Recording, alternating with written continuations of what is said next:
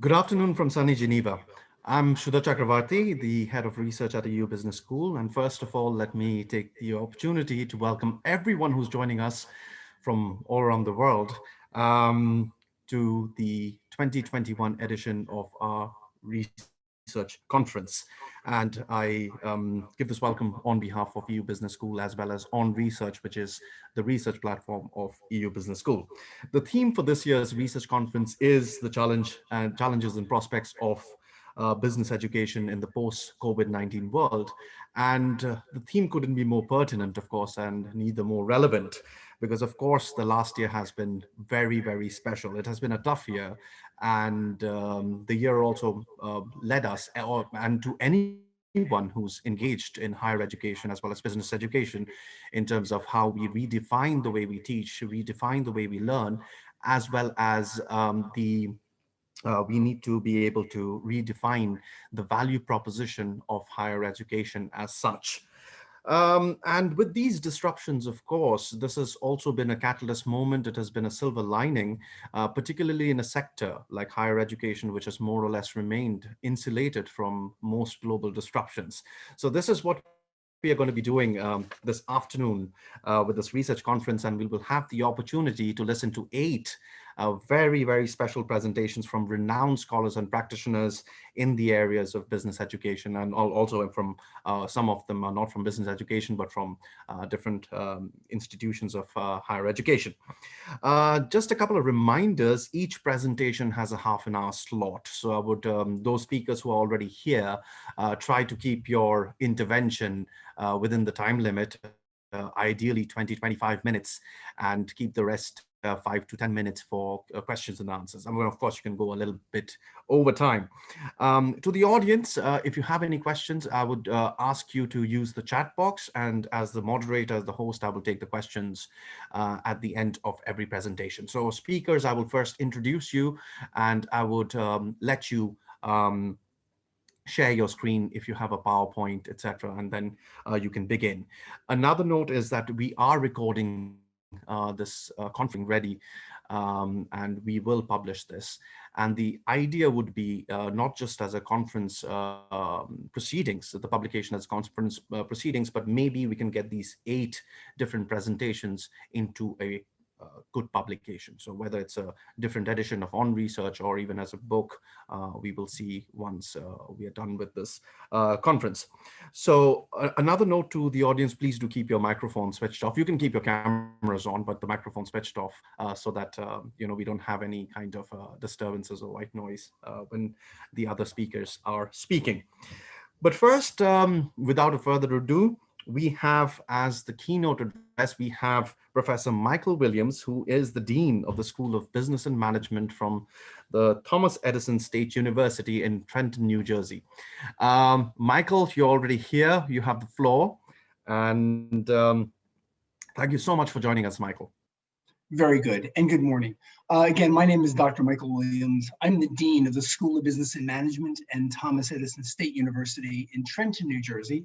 Trenton, New Jersey is the capital city of New Jersey, and it's about, if you're familiar with the New York metropolitan area, it's about 45 minutes south of New York City, 45 minutes from Philadelphia, and about an hour and a half north of Washington, D.C. So we are in the prime area of education and government on the East Coast. And to suit his wonderful introduction, the conference could not be more timely, in as much as in my own publishing and speaking globally, is that this is the primary topic that everyone is speaking about, and at the same time, to point, higher education, while insulated to a degree, I can assure you, is not insulated. And if you look at the recent literature as early as 18 months ago, there is a flood of information out there with people doing primary research, especially in the psychodynamic areas, to understand, frankly, this replication of education truly in an online environment. Now the time has come. So no longer is online or distance education a pilot, it's proven. From pilotness to provenness, there's a lot to be desired and a lot to be discussed. However, at the same point, I think it's fair to say that we are learning as we go. And the theme that I'd like to frame my conversation with, and also the ones going forward, and I think to Sudha's point, is the idea of the hermeneutic spiral. And the hermeneutic spiral in the literature speaks about, it refers to the idea that one's understanding of the whole is established through its individual parts, and one understanding of its each part increases the reference to the whole.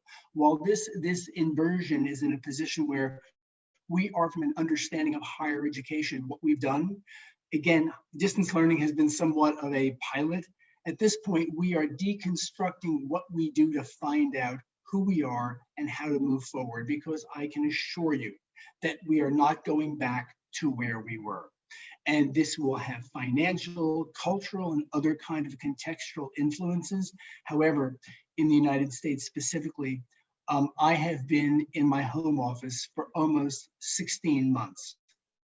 Going back to the campus is going to be very different. Expectations will have changed. I wanted to invite Dr. Einstein to visit with us today and let everyone know that the Research Conference 2021 rocks. It's a fantastic idea. You are on the cutting edge, and Sudha, I must compliment you. You are on the cutting edge of this work in terms of a global conference. I spoke at one yesterday in Minsk, Belarus, and the idea that they are not even thinking about this in the way that we are. So good for you. With a few minutes left, I'd like to bring this to your attention. Let's think about this. Does this look like your view of business education in the post-COVID-19 environment? Where do you start? What do you do? Are you trying to replicate the discussion room? Are you trying to replicate what you've done in the past? Is your pedagogy and your andragogy the same? As a business school dean, I am in a position where I need to rethink and re-engineer almost everything I do, in as much as Thomas Edison State University is the only state university in the country that I know of that is fully online. That is a very unusual situation, one, because it's a state university, also because we specialize in working with adult learners. You have to be 21 years old and older to even get into the institution. The average age of the undergraduate is 37 years old. The average age of the graduate student is 54. So it really skews the line of, from a distance context, where do you start with different generational learners, age learners, the idea of their interest in technology, and also we're training people for jobs that they don't exist yet. So the idea is, how does our MBA, DBA educations prepare people relative to the content? Is a course in social media enough? Do we have to look at anthropology and look at the cultural context of having 5 generations in the workforce at once? At this point, has the employer-employee contract completely changed meaning? A month ago, a year ago, people may have gone in for their job and said, you know, I'd like to be able to work from home once a month. Now the reverse is true. I'll come into the office once a month. So the idea of that contract inversion, what is actually happening, brings to mind this view of, where do I start? What are the priorities and what's important? So I'd like to share this idea with you. The 21st century business education environment is like no other in educational history. The COVID-19 pandemic has forced schools of business and management worldwide to change radically and immediately, anticipating and addressing the needs of students, markets, and employers that are evolving, yet unknown. Business school and industry leaders are beginning to collaborate and innovate together, redesigning business education for professions and professionals that may emerge in the post-COVID-19 global environment. The scope and intensity of change associated with COVID-19 pandemic is challenging business schools of all types to relentlessly reinvent themselves in order to survive, compete, and sustain. This idea of survival, competition, and sustaining in many institutions has been a given. It is no longer. So in the United States and several other places, institutions are starting to rethink ideas of tenure, of, do we have a fully mobile faculty? What does that actually mean? So with just a few minutes left, I'd like to frame these ideas for you and let you know in my presentation later this afternoon with Dr. Tammy Moser. These are the critical areas that underline some of the idea of change and challenge that the post-COVID-19 environment will address for all of us. Institutional mission and purpose. Are institutions what they were? Do they need to address learners and employers in different way? And what is the viability of their current content? 2, distance education.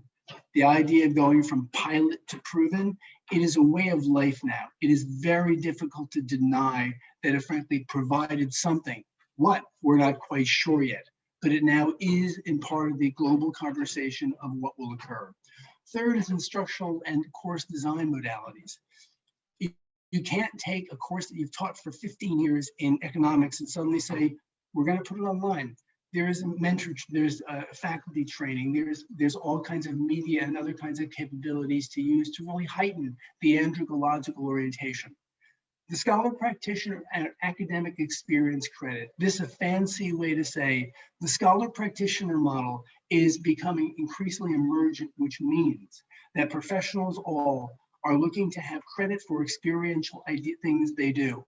Many of us, like myself, work with what's called prior learning assessments, and we assess work experience for credit. This is now finding its way, seeping its way into institutions that would never hear of it before, and that's a change of culture. 5th and 6th are very short. This is becoming a continental and constitutional educational access, meaning the idea of the international student may be gone. These may be global universities at this point, no longer getting a visa to go somewhere. And the last is lifelong learning and learning lifelong. They are completely different things. So the idea of somebody being in the workforce for 70 years in about 25 years given healthcare is not an anomaly. It may in fact be the order of business. So with that in mind, I think I'm at my time. So I really welcome everybody. It's a pleasure and a privilege to have the opportunity to be with you first this morning from lovely Short Hills, New Jersey. It's going to be a dynamic and exciting day.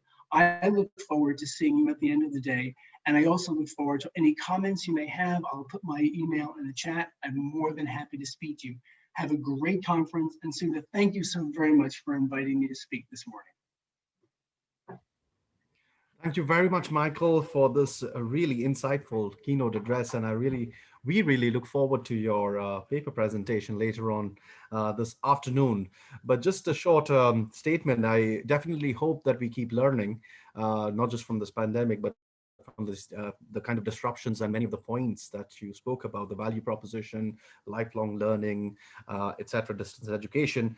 These are the new things, and many of these disruptions are here to stay.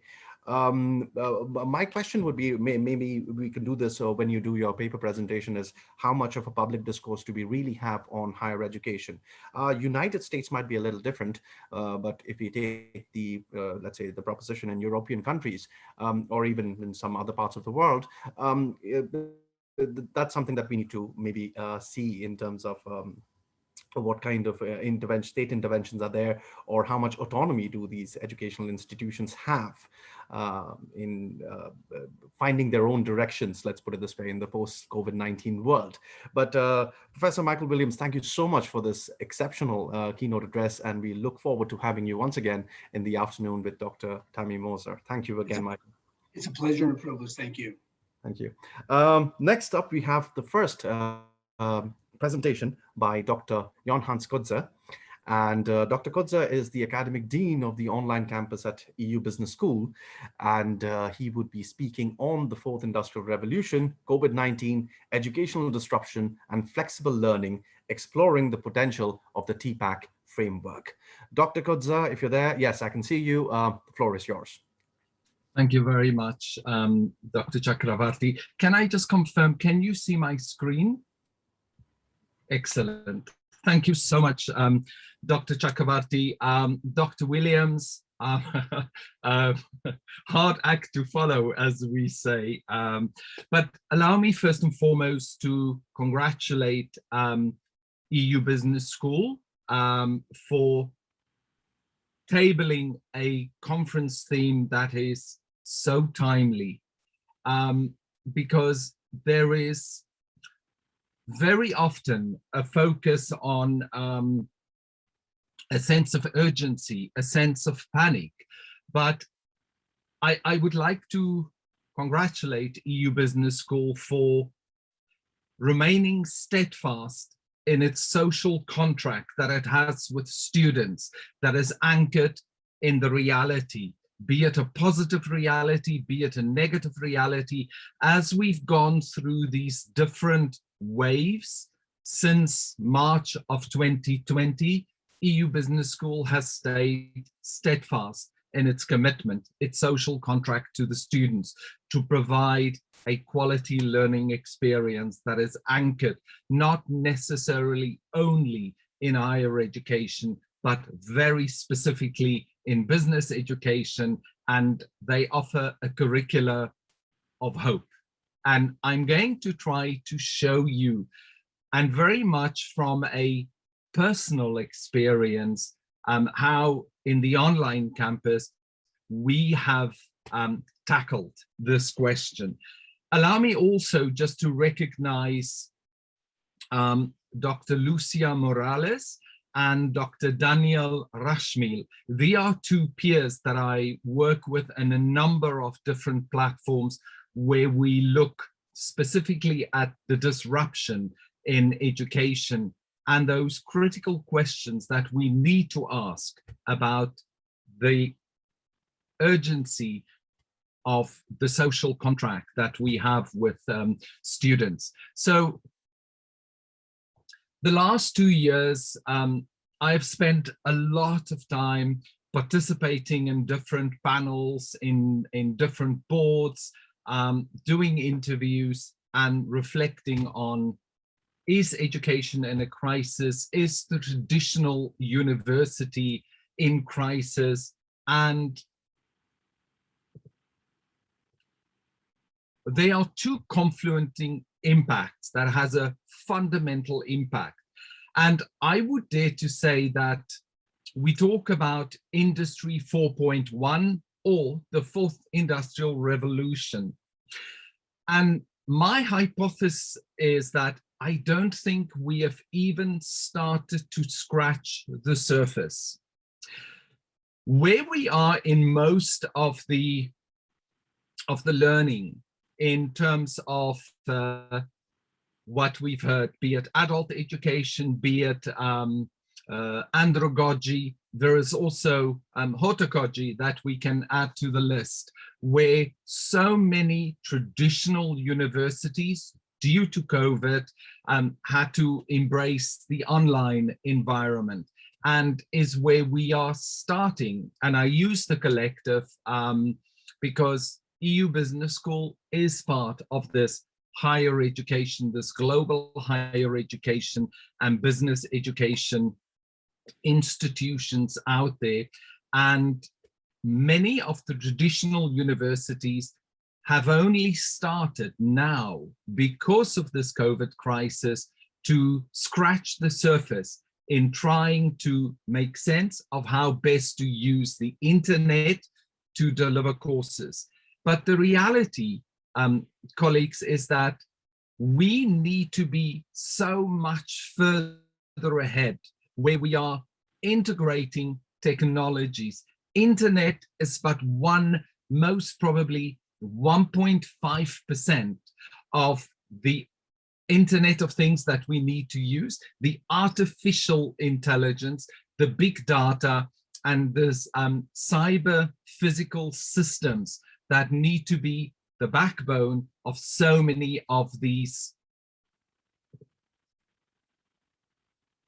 COVID reality that we continue to face.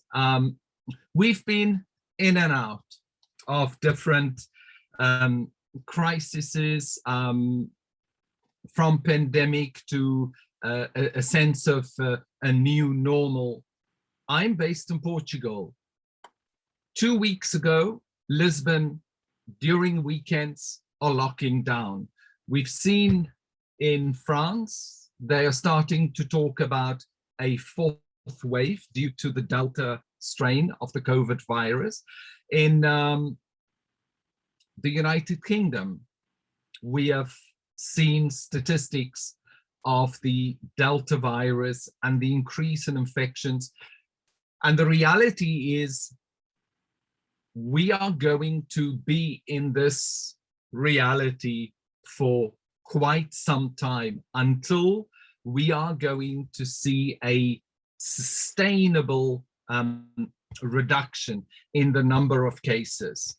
Now, allow me just very briefly, and I'm using here the OSCE guidelines of how they are using data to assess, will the school start doing online learning, remote learning, and then when will they do part on campus, part online. But we've seen these models based on the fragility of the infectious and the mutation of the virus, that the reality that we are facing is this severe disruption to the educational model that we knew in terms of face-to-face on-campus delivery. Now, what I absolutely appreciated from Dr. Williams when he was saying it's so important that we look at how we frame this idea of online education, virtual learning experience, because we have so many different students. For EU Business School, the majority of our students in our master programs are individuals that have a huge professional experience. And I'd like to share with you a recent experience with my EBBA students. And I use the word student with caution, because I very quickly realized that I have two candidates that are both running multi-million-dollar businesses. And I now have to teach them strategic marketing. But in reality, based on their experience and their knowledge, there was quite a value that they could bring into the class. So one was based in Sofia, and the other one was based in the Philippines. And both of them, like so many of the students, were in lockdown. So there was lots of concern about travels, about their families, and they would very often have power failure. They would not be able to join class. And it was, how do I, as the teacher, as the lecturer, how do I now adapt to make sure that I can tap into and use to the benefits of learning of the EBBA community as one example? How can I tap into all these elements of the disruption model? And if we just look together from the bottom right and we work anti-clockwise, so how do I use all these elements of concern, of fear, of disturbance that we were all living through and continue to live through? How do I take that and I turn it into practices for critical thought? What is the benchmark in higher education? Critical thinking, namely analysis, evaluation, synthesis. And how do we start working on integrating IT data, big data, intelligence, that we can start working with, rather than huge, laborious, dare I say, academic definitions, where simply what was during the third or the second, the Industrial Revolution, which was very relevant, but in today's economic knowledge service economies are quite irrelevant.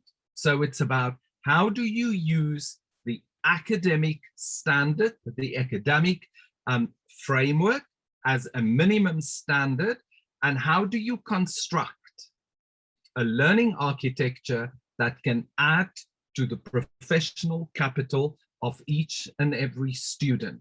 The challenge is, because you have such a multicultural, international classroom, you have a mixture of students that is steeped in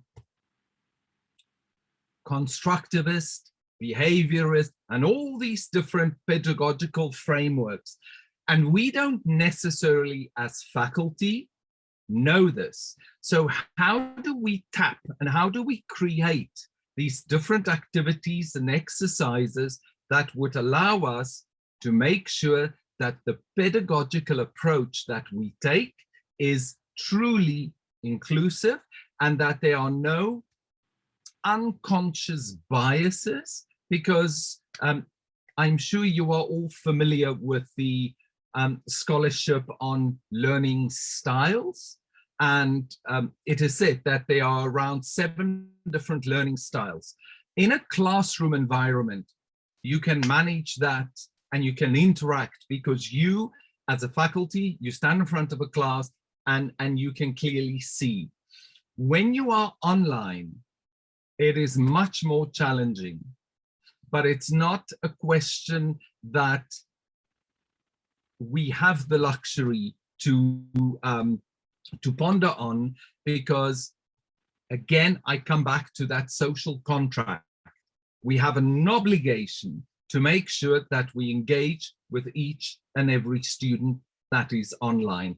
And this is where it comes to that customization of the learning, that we very quickly identify each and every student and the pedagogical perspectives that they come from and how they express their learning behaviors. And we use the formative assessment criteria to be able to identify and then to take the different activities forward. And of course, the biggest misnomer, and I realized this when I started working on all these different digital assessments in terms of formative and summative, that I thought that the individuals that we have following are really experts when it comes to the use of digital tools or technology.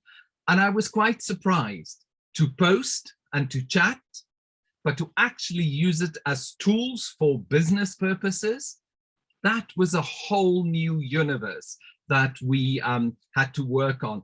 And this is where it comes to the last one, where it is so important in parallel when we construct the professional knowledge based on the foundation of the theoretical or the knowledge base, is those key skill sets that is going to allow them to be operational within this reality of the job market as it is today. Because, ladies and gentlemen, before COVID, when we read Times Magazine, Harvard Review, the predicaments of the World Economic Forum, when we spoke about the digital economy, there was always that 5 to 10-year framework. We must, we ought to.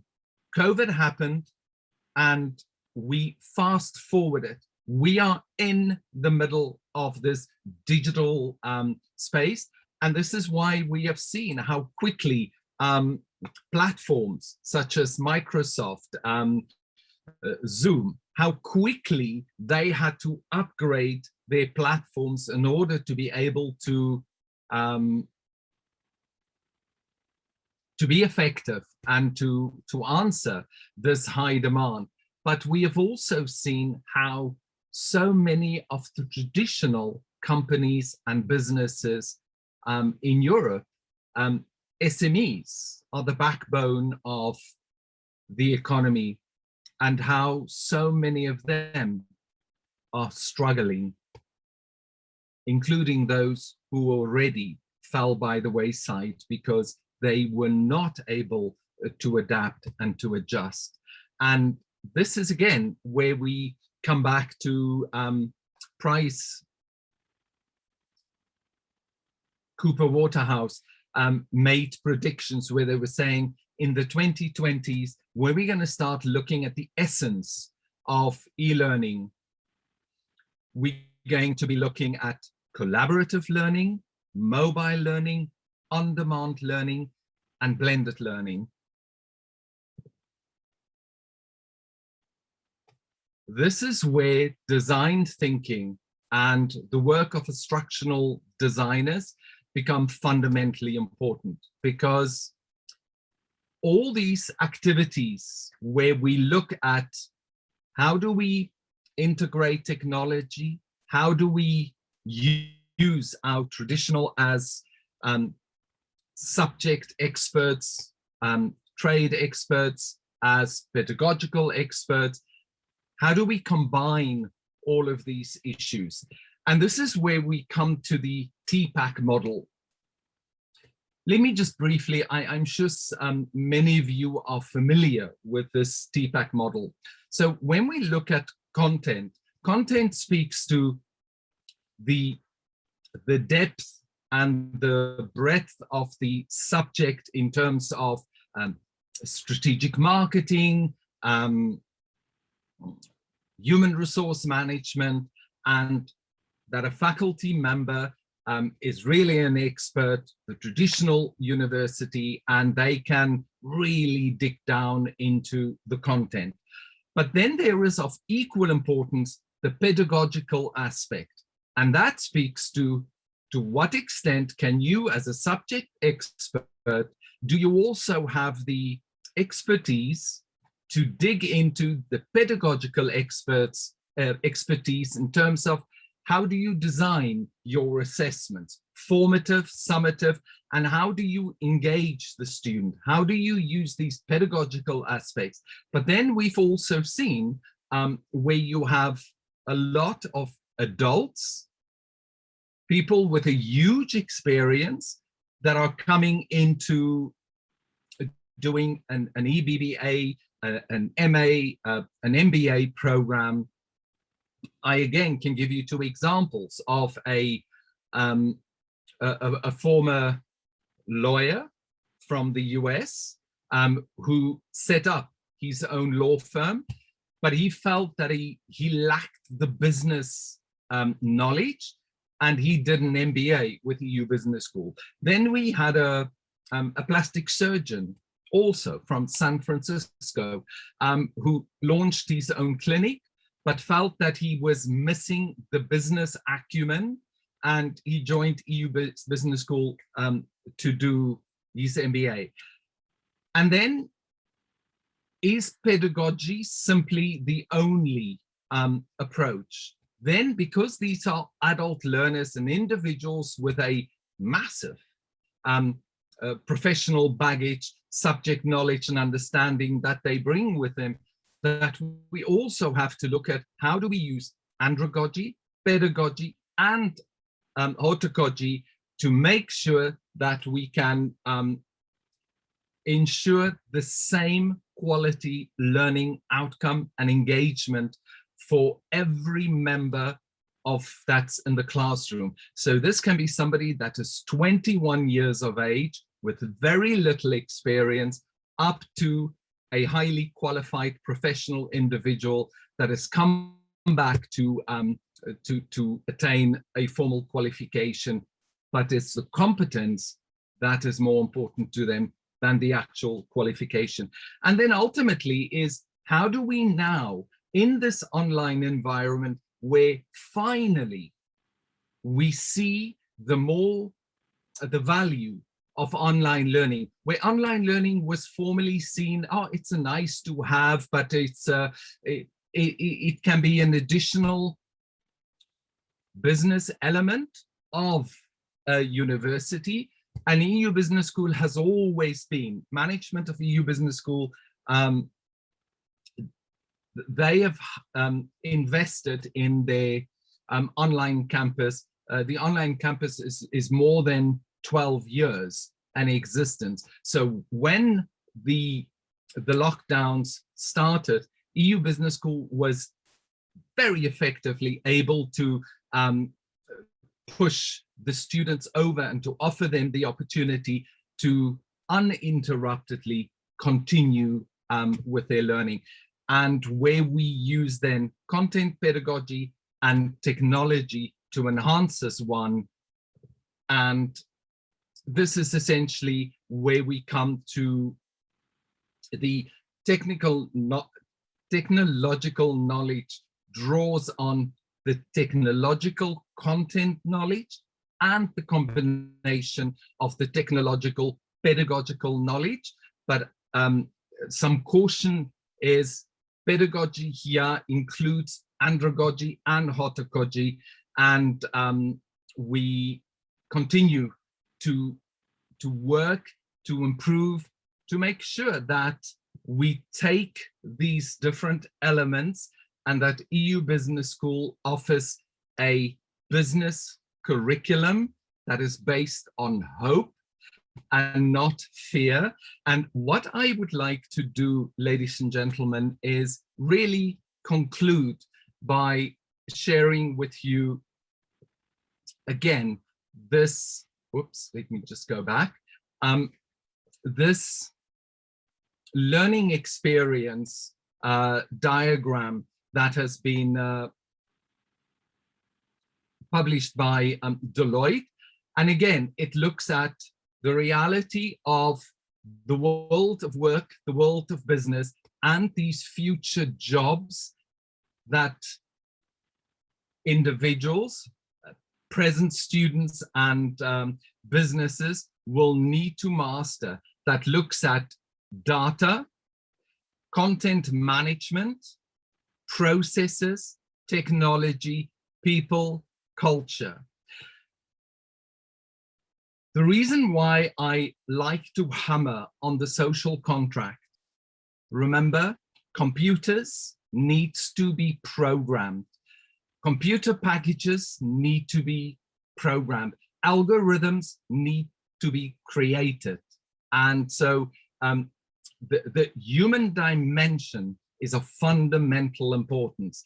And I am quite skeptical when we look at so many of the doom and gloom prophets that do say, yes, the human is going to be replaced by technology. Yes, in certain socio-economic contexts where we see the economy is still largely dependent on agriculture and manufacturing. Yes, a lot of the repetitive manual labor could be replaced by big machinery technology. But when we come to the knowledge and the service economy, the human mind and the human is still fundamentally important. And just, I'd love to conclude by this one. So this is Deloitte, who prior, this one was published towards the end of 2019, where they were saying the modern learner in organizations, the adult learner today, how much are they using online and online technology to learn for professional development, personal development. And we see that 1% of their time in a typical work week was dedicated to training and development. And the reality, ladies and gentlemen, is today, this is most probably 80 to 90%, because everything is done online now. So I would like to conclude by saying, I believe that there is such an opportunity that COVID offers institutions of education. To Winston Churchill said, every crisis offers opportunities, and let's not let these opportunities go to waste because we focus on the negative. And he said it's like fear belongs to the one side of a coin and hope belongs to the other side of the coin. And the EU Business Online Campus choose hope, because the business education that we provide in this online forum and the curricula is a curriculum based on hope. Hope of opportunities, possibilities, by looking at your building and enhancing your professional capital that you're going to be able to use in the world of work and the world of business, not tomorrow, but already today. Thank you very much. Thank you very much, Dr. Coetzer. Please don't run away. If anybody has a question, please do use the chat box. Otherwise, Dr. Coetzer, I have a question for you. You spoke about a lot of things. You spoke about the fourth industrial revolution, to the disruptive education model, to how to construct a learning architecture, and you took us historically through how, let's say, technology and the way we are going towards in terms of changes that we need to make in pedagogy, etc., etc. But what I'm really interested is the topic of social contract.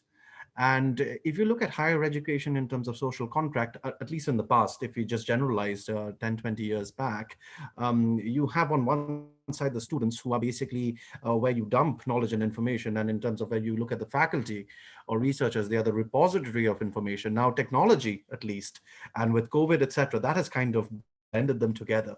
So do we need a new social contract here in terms of higher education, and how do we go about it, that students are not just where you, let's say, dump information and knowledge, but they're also a part of a repository of knowledge as such. And it closely connects to, and that's what I was saying in the beginning. I mean, because I know most of us here are in academia, that it's not that higher education has been insulated, but in many ways it has. And it's difficult for, let's say, particularly faculty members to change and adapt to such technological, let's say, necessities which COVID has brought. So what's your answer to that in terms of the social contract, and what's the best way to move forward? Thank you so much for that question, Shuda. It's a very complex question, so, but I'm going to try to answer it as concretely as possible. I think today, where the traditional universities with their academic prestige and the student experience on campus, that simply is not possible anymore today. So how do we ensure that we offer, as higher education institutions, that we offer students the flexible learning opportunities, but while we can still deliver a quality learning experience, that is the basic minimum is the academic standards and the academic knowledge, but more importantly, to prepare them for the world, this complex world of work, of business, which that chapter we are only starting to write now, because so many of the textbooks, etc., essentially focuses on business models and practices which are in most cases not relevant anymore today. And that is really where we also see where a lot of investments were made in the on-campus student experience. But for as long as we're going to stay with COVID yapping at our heels, that reality is simply just not going to happen anymore. But as we speak, should allow me just to say, you just need to look at a number of European universities have written to the European Commission for Education to say that they are seriously questioning the embrace of online learning. And are we saying that we should now push the pause button? We cannot afford this.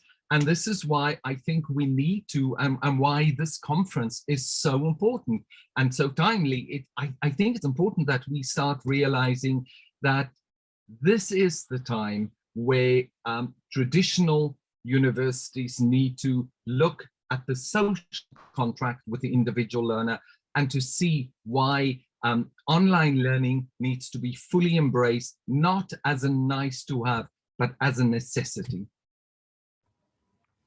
Thank you, Dr. Coetzer. I mean, that was, thank you for your response. That makes it clear. Yes, online learning is not just something that we do on the side.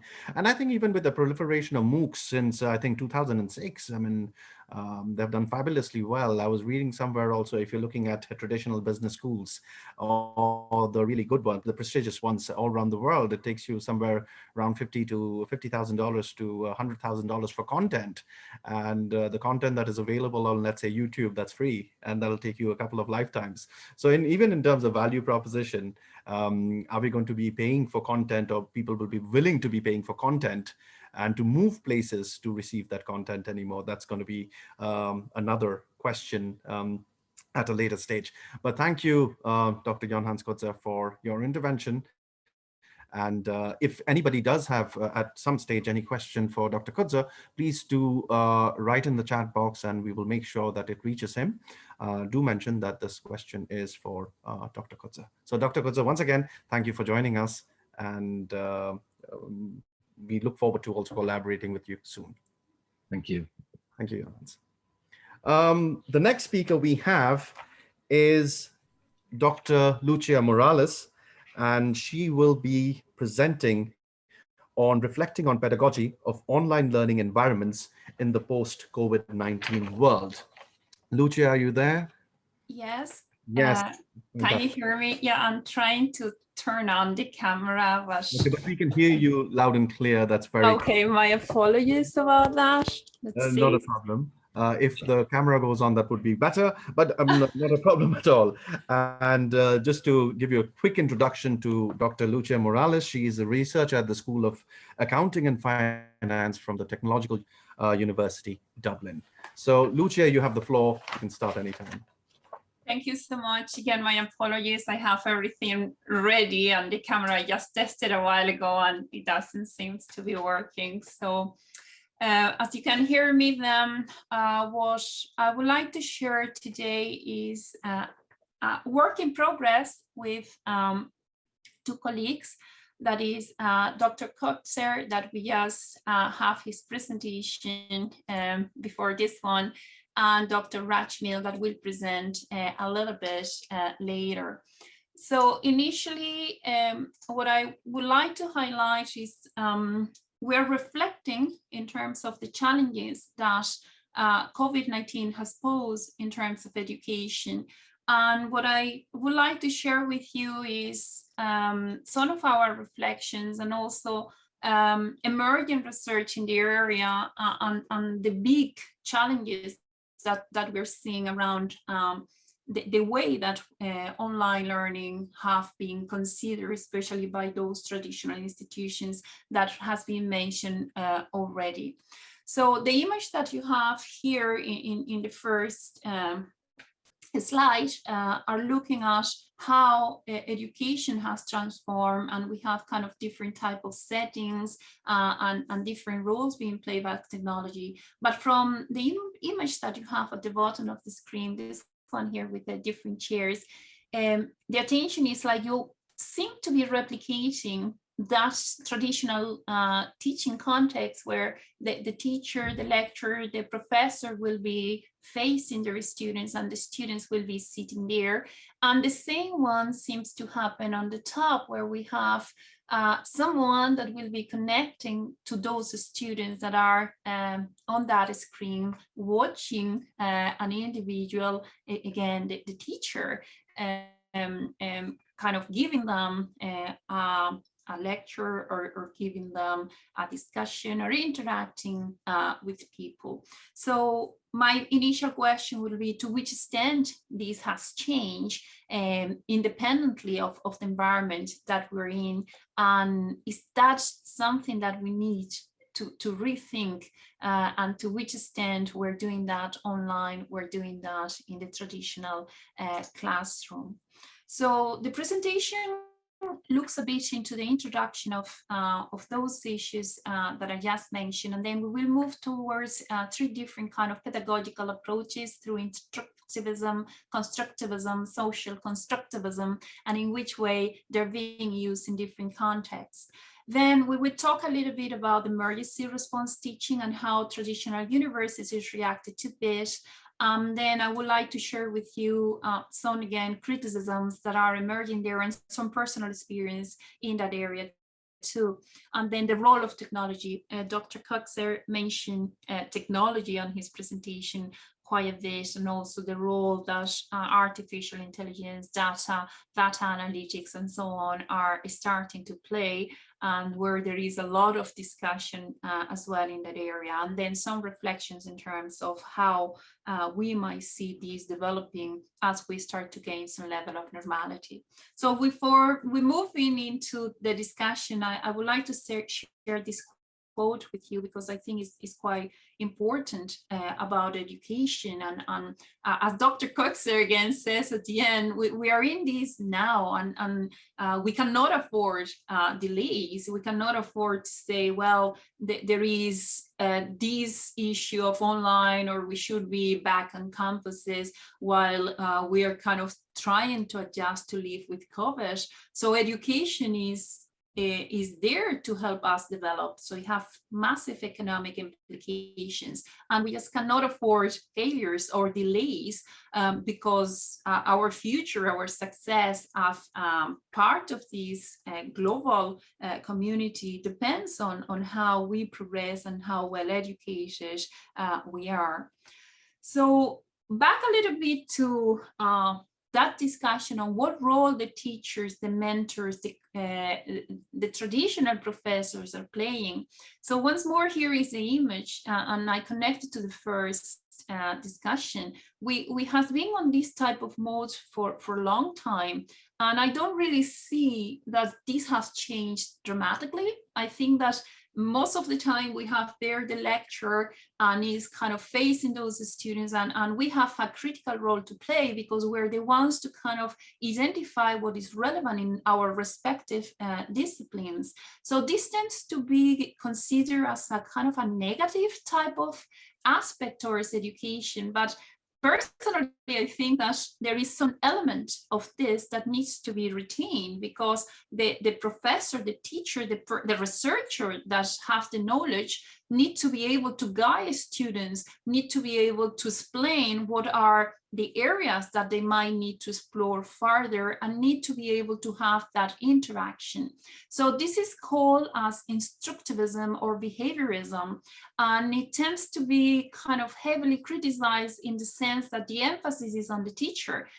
But what comes to my mind is, how will you allow a student to go and find knowledge, or to go and develop their own skills, is you don't first create that foundation, is you don't kind of say, well, this is the area where you're bringing yourself, where you need to develop certain expertise, and because that person will have a massive level of knowledge, because again, is his or her area of expertise, how you're not going to use it to guide the students in an initial stage once they're engaging with the subject matter. And then later on, then you start to transition towards different type of pedagogical approaches. So one of the critiques is like, it's based on rote learning. In this sense, I will come, well, you need to learn certain basic principles and theories, or different elements, so that you can progress. So we cannot assume that an individual will have those skills related to that particular area before we allow them to kind of move on and explore further. So this is kind of some insight into this initial stage of how education has been seen historically. Then we start to progress towards what is called constructivism, and then we start to give a little bit more power to the students that are the ones that have to start to identify how they're going to construct knowledge themselves. So here is where I think is the second stage of the learning process. Once you have those principles in place, once your teacher have guided you and have allowed you to develop those skills, then you start to transition, the teacher start to transition towards a different role. So it's a kind of a dynamic process, and where you start to kind of leave the way to students to explore and say, okay, how can you challenge now what you have learned, or how you can integrate these different aspects based in your own experience, in your own learning, or the way that you see your career developing. So there is where you have to start nurturing creativity, critical thinking skills, start to develop those skills in terms of problem solving, and you start to move towards more a student type of center approach. So from here, we have what we call the social constructivism approach that is quite interesting, because what you start to do now is bring a community of practice. What you start to do is now a student has to interact with each other. The student has to interact as well with the teacher that is not longer a teacher, is not longer your professor. It takes now a very different role as it starts to support you, support the learner in a way that they start developing their own knowledge. So in this kind of stages, what I see is like we have to carefully consider how you're integrating those different kind of theories and guidelines to make sure that you are giving the students what they need. And again, it's not the same to be interacting with a student that is back to education because it needs to develop certain skills and is at a late career stage of their career, or start to interact with a young individual that is just starting their education. So each one of these stages will have to be considered depending again on the learner, the different needs that they have, and the kind of progression that you're making through the program. So through different pedagogical approaches, as it's kind of clearly seen in this picture, what I'm saying is that independently of if you're teaching in a traditional learning environment or you're moving towards online learning, they have to be a connection between the three of them.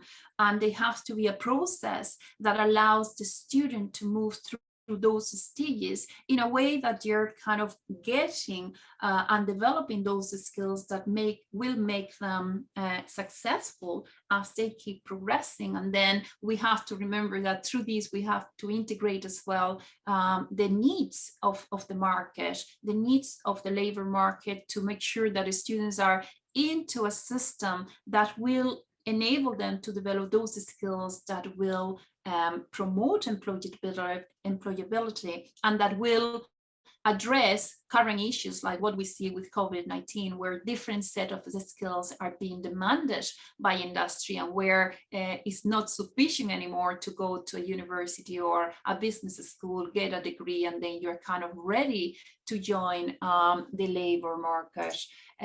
That's not kind of anymore the option for us as educators. So we need to be able to move a little bit ahead and see what we can give to our students, and in which way we will be connecting those different skills. So the next one that I want to share with you is, as we move towards the emergency response in terms of teaching, what has been the major problems in that area?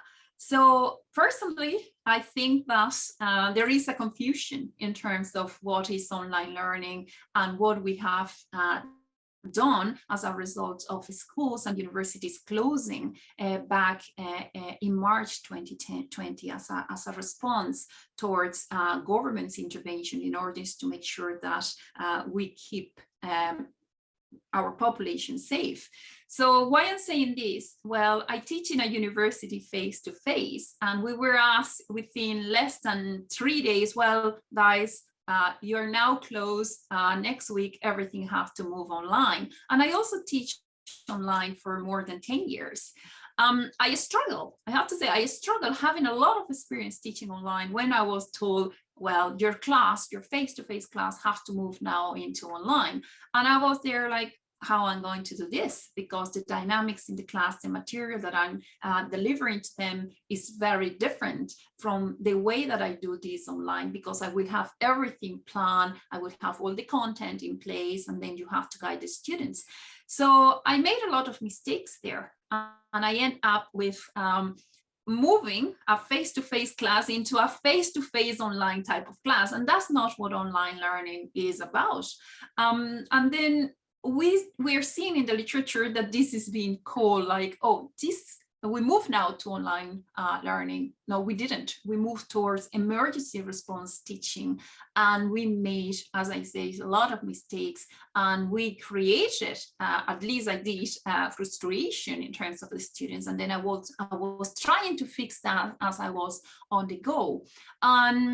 I can consider myself like a person that will have that experience and training in online. And I was, again, struggling to be able to engage on that transition. Then there will be major problems as well in terms of the use of technology. The type of investments that were made, the type of support that faculty got in terms of making that transition. So what I would like to kind of highlight and to make very clear here is that we need to consider carefully when we talk about online learning, when we talk about emergency response teaching approach, and when we talk about traditional learning, we need to differentiate between them, and we need to make sure that as we move on, that we're able to say, well, what we can learn from the people that have been on that online environment for years and years, and in which way that can help us now to make that transition, because there are so many challenges for educators and for students there, and we are not kind of dealing with them. We just move into a very kind of fast-paced type of adjustment that, as I said, it created a lot of different problems, and we will have to correct them.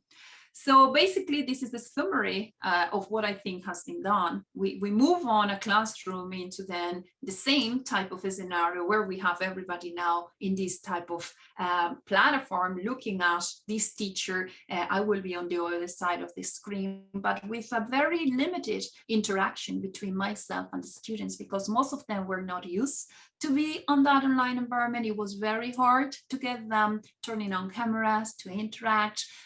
Students struggle. It was a very fast pace because you have to cover the material that you were used to cover within the classroom.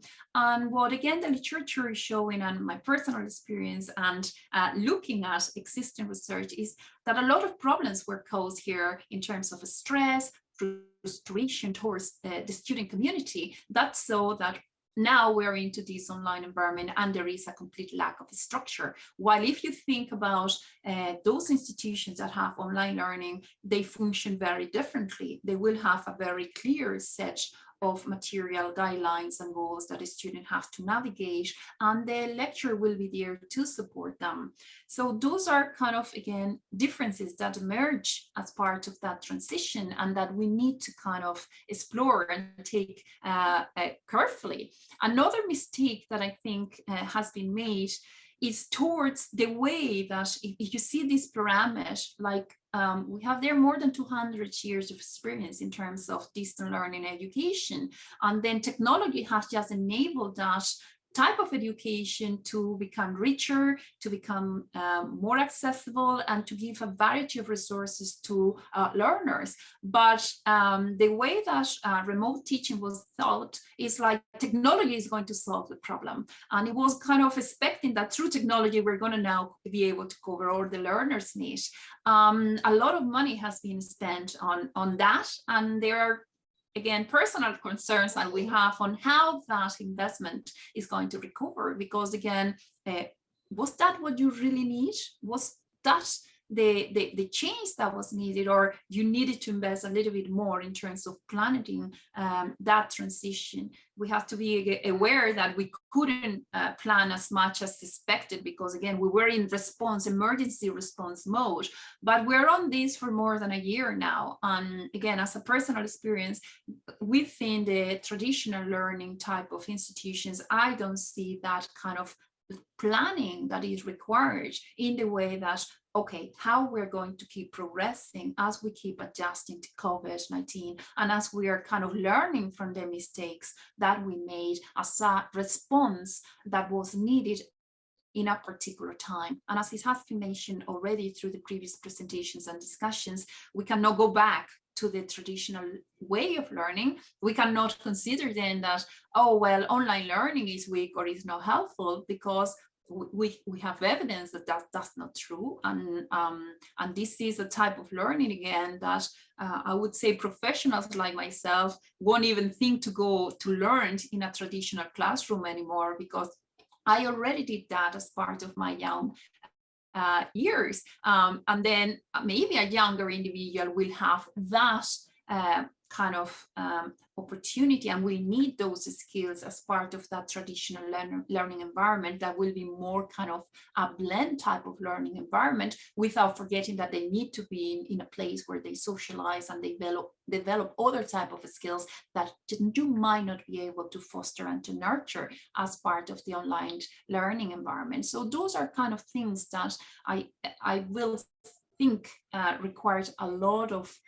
analysis and a lot of thought in terms of how we are using different ways technology to support that learning process.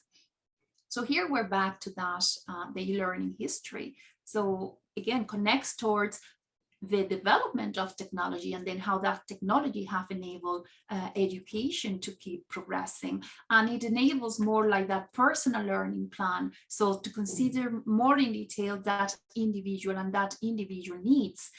You might not be able to do that in a traditional classroom, while you might have more flexibility if you're integrating blended learning or online components. But all of these requires a lot of thinking and planning. And this is what I think is where we're not seeing that developing sufficiently, maybe as the traditional type of learning environment. So do business schools need to rethink their learning model? I would say that yes, because there are a lot of demands now, and again, criticisms coming from the private sector in terms of what is the role of education and what is the point, as it was mentioned as well by Dr. Chakravarti in one of the questions to the presenters.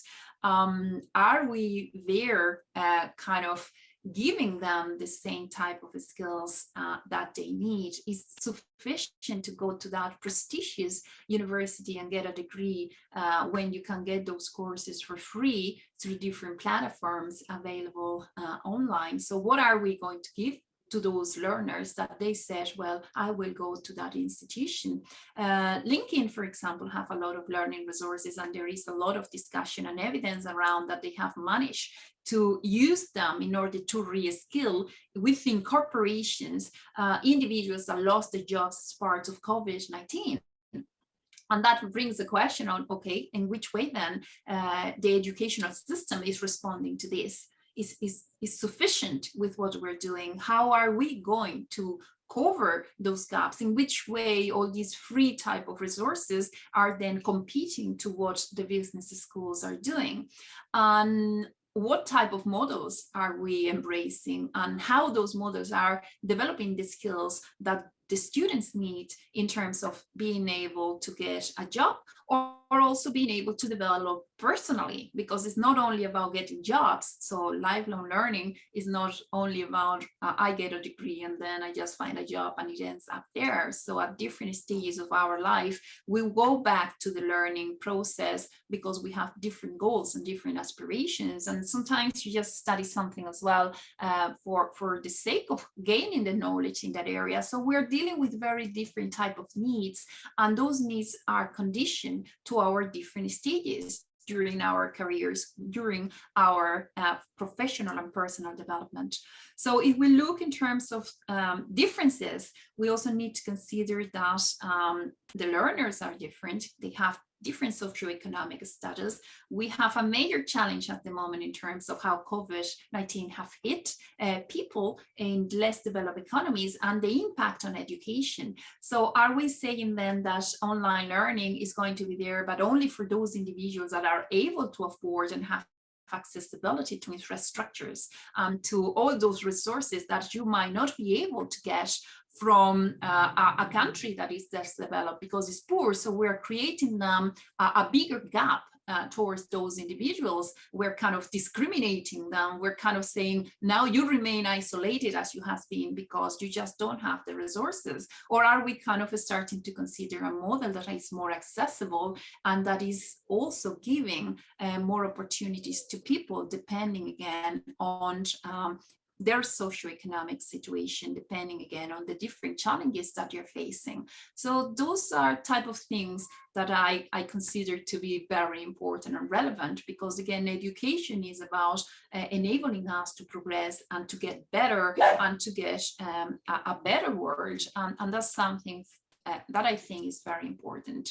So back to the technological aspect, in which way are we using technology? In which way a pure technology-centric type of approach is damaging like the fundamentals of education?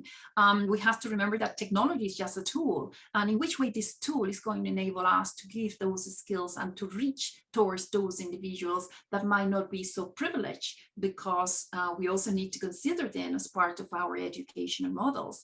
So what are the challenges ahead in terms of COVID-19? Is about, I think, is very broad, and we have like a lot of things to consider. So there are a lot of questions, I would say, in terms that we need to answer and that we need to kind of reconsider and to think a little bit more on what is the impact of what we're doing. So far, again, from the research that we have conducted, what we can see is a very big confusion between what online learning is and what emergency response teaching is.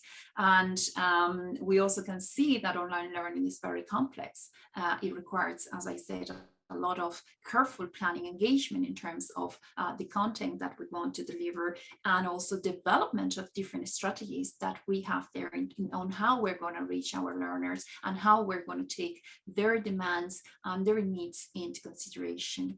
So I think this is missing from the picture in terms of that response, and that's where the managers within the different educational institutions might need to kind of stop for a while and think where we're heading with this model, what is the type of students that we're targeting, and why not, to which extent from that model can we do something that also integrates those individuals that are going to be left behind because they don't have the resources. So as educators, we're not just money-making machines in terms of giving all these kind of strategic type of resources and courses to individuals. We also need to consider that we do play a massive role in terms of the development of the future kind of workers. And I suppose that we need to take into consideration that not everybody has the same type of resources to access education, and that again, we will need to make some sort of contribution there to make sure that our countries and our global society remains strong and keep developing. So back to Ken Robinson quotation as I started with the presentation, and just to conclude, I think that the schools, higher education institutions do need to humanize the way that we engage with the educational process. I think that is about the impact that we are going to create on our learners, and the way that we kind of manage to inspire them and support them through their learning process. So I think that we have quite a lot of challenges ahead, but is without a doubt a very exciting area of work. I love kind of profession to be in, because again, as educators, we play a massive role in terms of how our world and our economy and our different systems are developing. So with that, I conclude my presentation. Thank you. Thank you very much, Dr. Morales. And finally, your video did work. It's always good to put a face to the voice. We have a question, but before that, I just want to take this opportunity to say that, yeah, you did speak with a lot of astringency in terms of these are the challenges we have. And one that really struck a chord, I think, with everybody here is when we moved because of COVID, of course, towards, let's put it this way, online teaching. This is not really online education. You're very right. This was emergency response teaching. And we were using the same pedagogical techniques, right? How you would do a face-to-face class, and can we replicate that?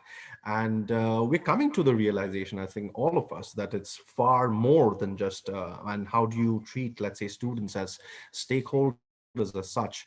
And some very good online courses actually deal with students as stakeholders, and not just, where you deposit, as I said in my earlier intervention, in terms of where you deposit knowledge. So yes, from the pedagogical point of view, there needs to be, I think, more research done. And of course, we need to progress in that particular way. The second point, which was one of your final points, was this is something that I'm originally from India.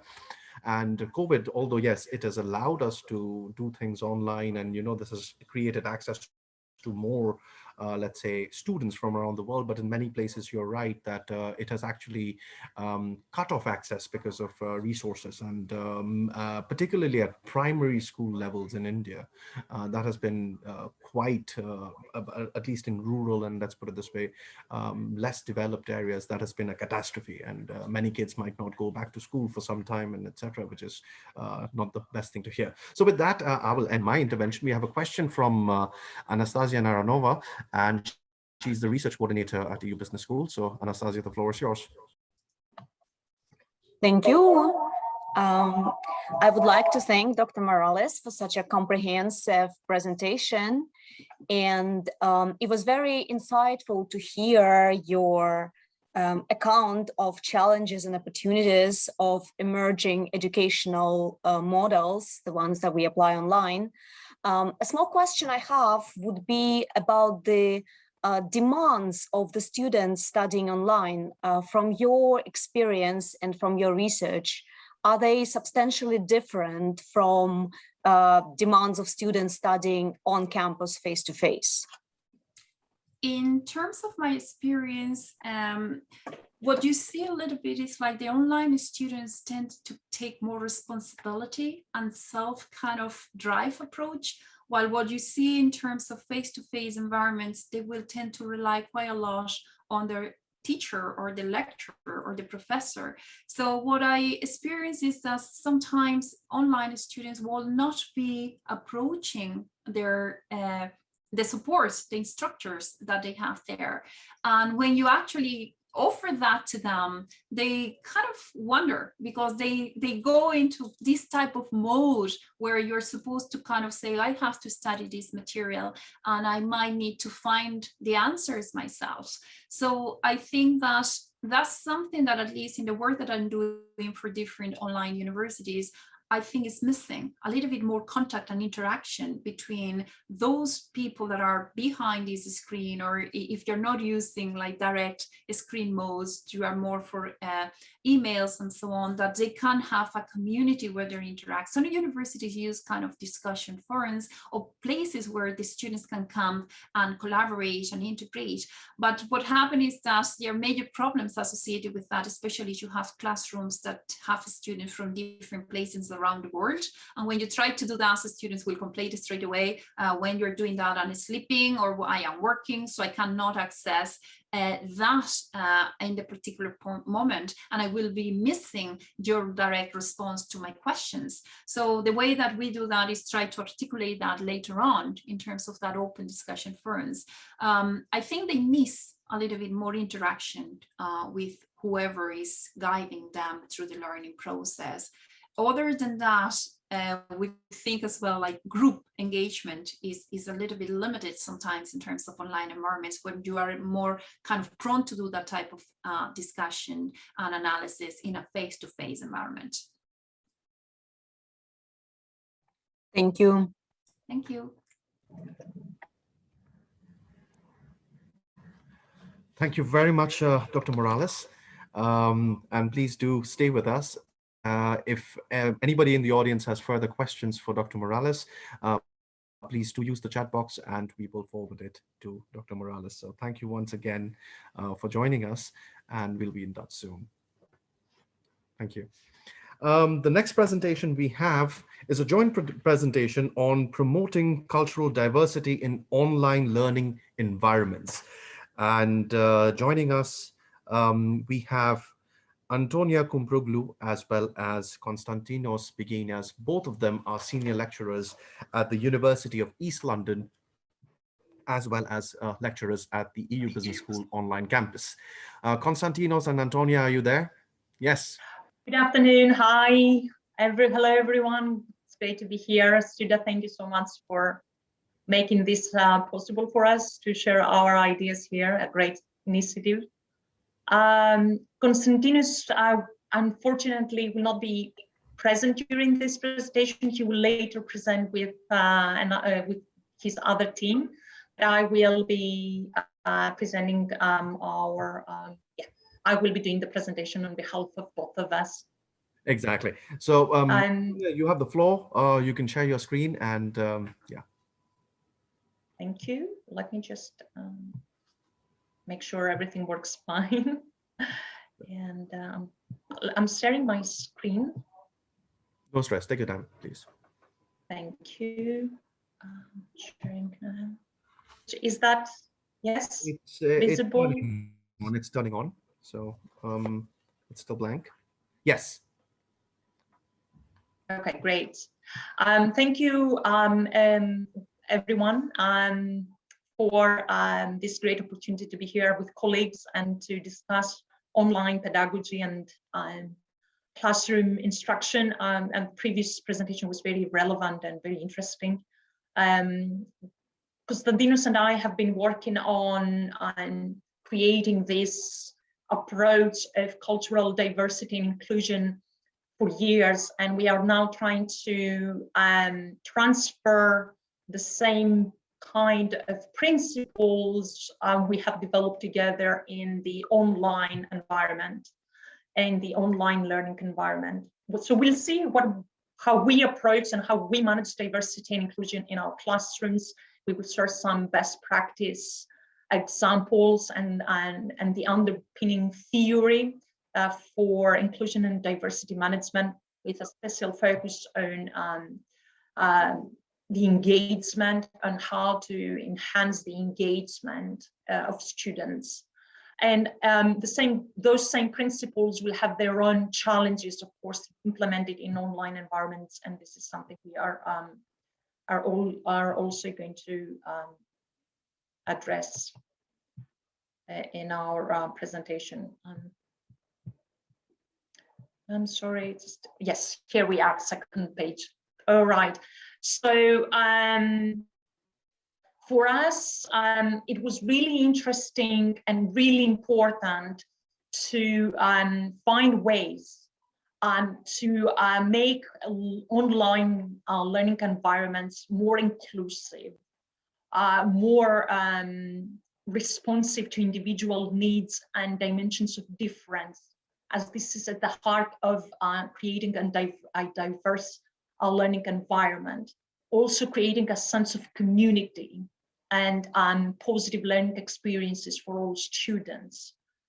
That was our effort and our research focus and our pedagogy focus for years. But as I've said, because of the pandemic as well, now we have an increased interest in implementing the same principle in the online learning environment. It's so in this paper, we're going to discuss the critical importance of promoting cultural diversity. That means, of course, pertaining to the same traditional morals of accepting and respecting diversity, but also we emphasize the need to move beyond the traditional categories that we usually see in diversity theories, for example, of ethnicity and race, and really making a conscious effort to embrace individual differences in online education, going beyond gender, sexual orientation, but also of ability, religion, socioeconomic status, of education backgrounds, and other individual dimensions of difference that can affect students' learning and engagement, especially in remote online learning. So our argument is that for a truly culturally responsive instruction, design, and delivery, we need to make sure that student voices are heard, their experiences are taken into account into formal curriculum design and delivery, and also there needs to be a degree of customization of the curriculum and the teaching strategy to accommodate learning preferences, individual learning preferences, needs, and all of that is very central to creating this truly inclusive cultural learning process. So as I've said before, we have implementing this approach to managing cultural diversity a few years back. We started a more focused quantitative research on students' engagement in culturally diverse and inclusive environments since January to April 2019. We did a small-scale research back then. That was in face-to-face classrooms. We researched one postgraduate and one undergraduate class, and we continued to implement the same principle and the same theoretical framework and research questions to interrogate these same kind of conditions in online classes where we have very diverse student populations. One of the main tenets of our approach is to give students equal voice, to give a real active role, and we will see that and how the class is delivered, how the lessons are structured, designed, and implemented. And we grow in a very classic model of stakeholder management theory, where we recognize the value of including students as equal partners in their learning experience. That is mainly to avoid any kind of resistance or lack of interest in their engagement. I think this is one of the major problems that we instructors face in online teaching environments. So the first theoretical tenet that is very important is giving students a voice. As much as we can, and as much as we have the ability, the time, and the freedom to allow them to co-manage the classroom experience. This is for them to maximize their own learning experience through enjoyment, through participation, learning, respect, all those transferable skills that are very important for them in their personal and professional development, in such a way that students feel that they belong in a wider, in the wider scheme of things. They feel that they are included, that they have a voice. That's very important for them in terms of Maslow's hierarchy of needs, that sense of belongingness that is met. And their role is enhanced when they have a say in how things are done in the class, in the online class. How do we do that? From the first class we have, from the first session online, we tell them what we expect of them, some ground rules and expectations, but then we ask them what do they expect of us, or what they expect from their peers. So we develop together a common set of rules and values that will create our own unique classroom culture. And once we do that, they do feel they have a say. As I've said, their opinion is heard and respected, and they are much more willing to adhere to the rules they have themselves established. And part of this discussion is creating our own netiquette. And this is very important. The social behaviors, attitudes that are acceptable and desirable in the online environment. And as educators, we have to have more discussions about creating our netiquette. So that is our own, rules about social behavior and social interaction and communication in online or remote work or learning environments. I think that was very important aspect of us working with them. The next step is to give them space for them to develop their distinct learner identities. And this is where the diversity dimension comes into play. So respecting where they come from, their own experiences, background, religion, ethnicity, these are the traditional dimensions of diversity that we have been discussing in education for a lot of years now. But moving beyond that and to address the challenges of online learning, we thought together with Konstantinos that we really need as instructors to relate what we teach them to their own experience, to make a very conscious choice to practically encapsulate in the knowledge their own experiences at work, in the family sphere, in education, in their home countries, and to translate the abstract, the theoretical in more practical, context-specific terms.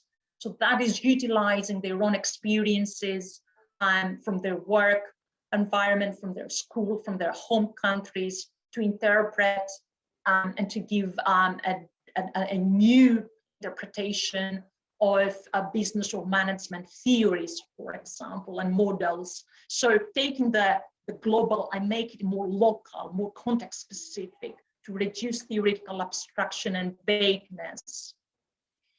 And that entailed inviting them to bring news, breaking news from their home countries, and to share anecdotes and stories from their own family businesses, work experiences, internship or apprenticeship experiences as well. Making sure that everyone in the group participates. We usually had a group leader that would coordinate work, group activity in breakout rooms, for example, making sure that everyone is active and works with the rest of the group. Some of the other ground rules that established our own etiquette was to make sure we respect each other, we don't interrupt our classmates when they talk, we listen attentively to all student presentations, discussions, and then meaningful questions. So that was part of our own developing our own etiquette. When it comes to the individual level of the learner, we try to develop to help them develop an ability for self-examination and self-interrogation of their own beliefs, assumptions, and value judgments. That is for them to be more open to different views, to opposing views than their own, in order to widen their horizons. So acting as role models of this continuous transformation of our own identities, so discussing this from a personal experience as a teacher, we kind of invited them to think critically about how they are changing, how they are evolving as personalities, as young people, and what is their place in the world, where they come from, and how they value or how they judge other people and other circumstances. We always try to have that sense, that element of self-examination in our everyday classroom discussions. We did try to have at least one component of student-led activity in each online session. because that was very important. And we found also the utilization of breakout room activities to be very positive and to increase student interaction, and also that gave them a sense of empowerment. Practical examples of how we try to engage them more was the introduction of break news activity, which I mentioned before. Students brought their own examples from their own experience, articles they read, especially from their countries, which relate to basic theories that we discuss or have introduced in the class. Again, taking the lead in that activity to present ideas, news items that impress them and are relevant to our course. Again, when we engage in those discussions about issues around CSR, diversity, and ethical practices in business, we do invite students to critically examine and their own individual responsibility, their own personal agency as consumers, what they do to reduce their own environmental footprint, for example, or what is and what should be our individual level of responsibility. And we invited discussions about contextualizing business ethical dilemmas we discussed in class, and asked them what they would do if they were managers, and to try to see how they would respond, and that is giving them personal agency and testing their own values and checking their own values and beliefs in a more personal context. We also introduced the teaching assistant scheme. This was about giving them an active role in class delivery and rewarding them when doing something very well.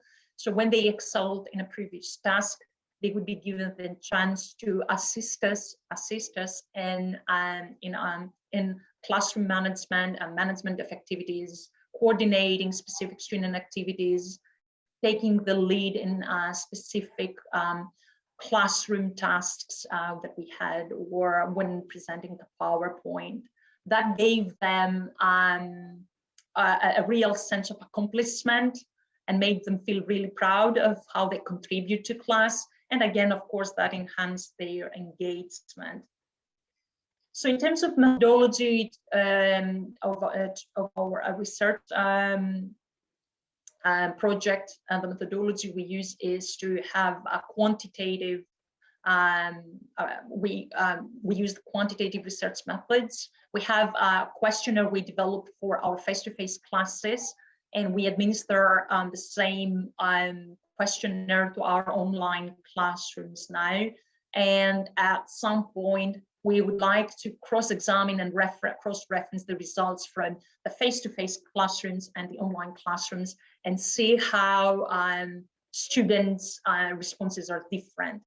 At the moment, we are collecting data from our online classes, and this is an ongoing process.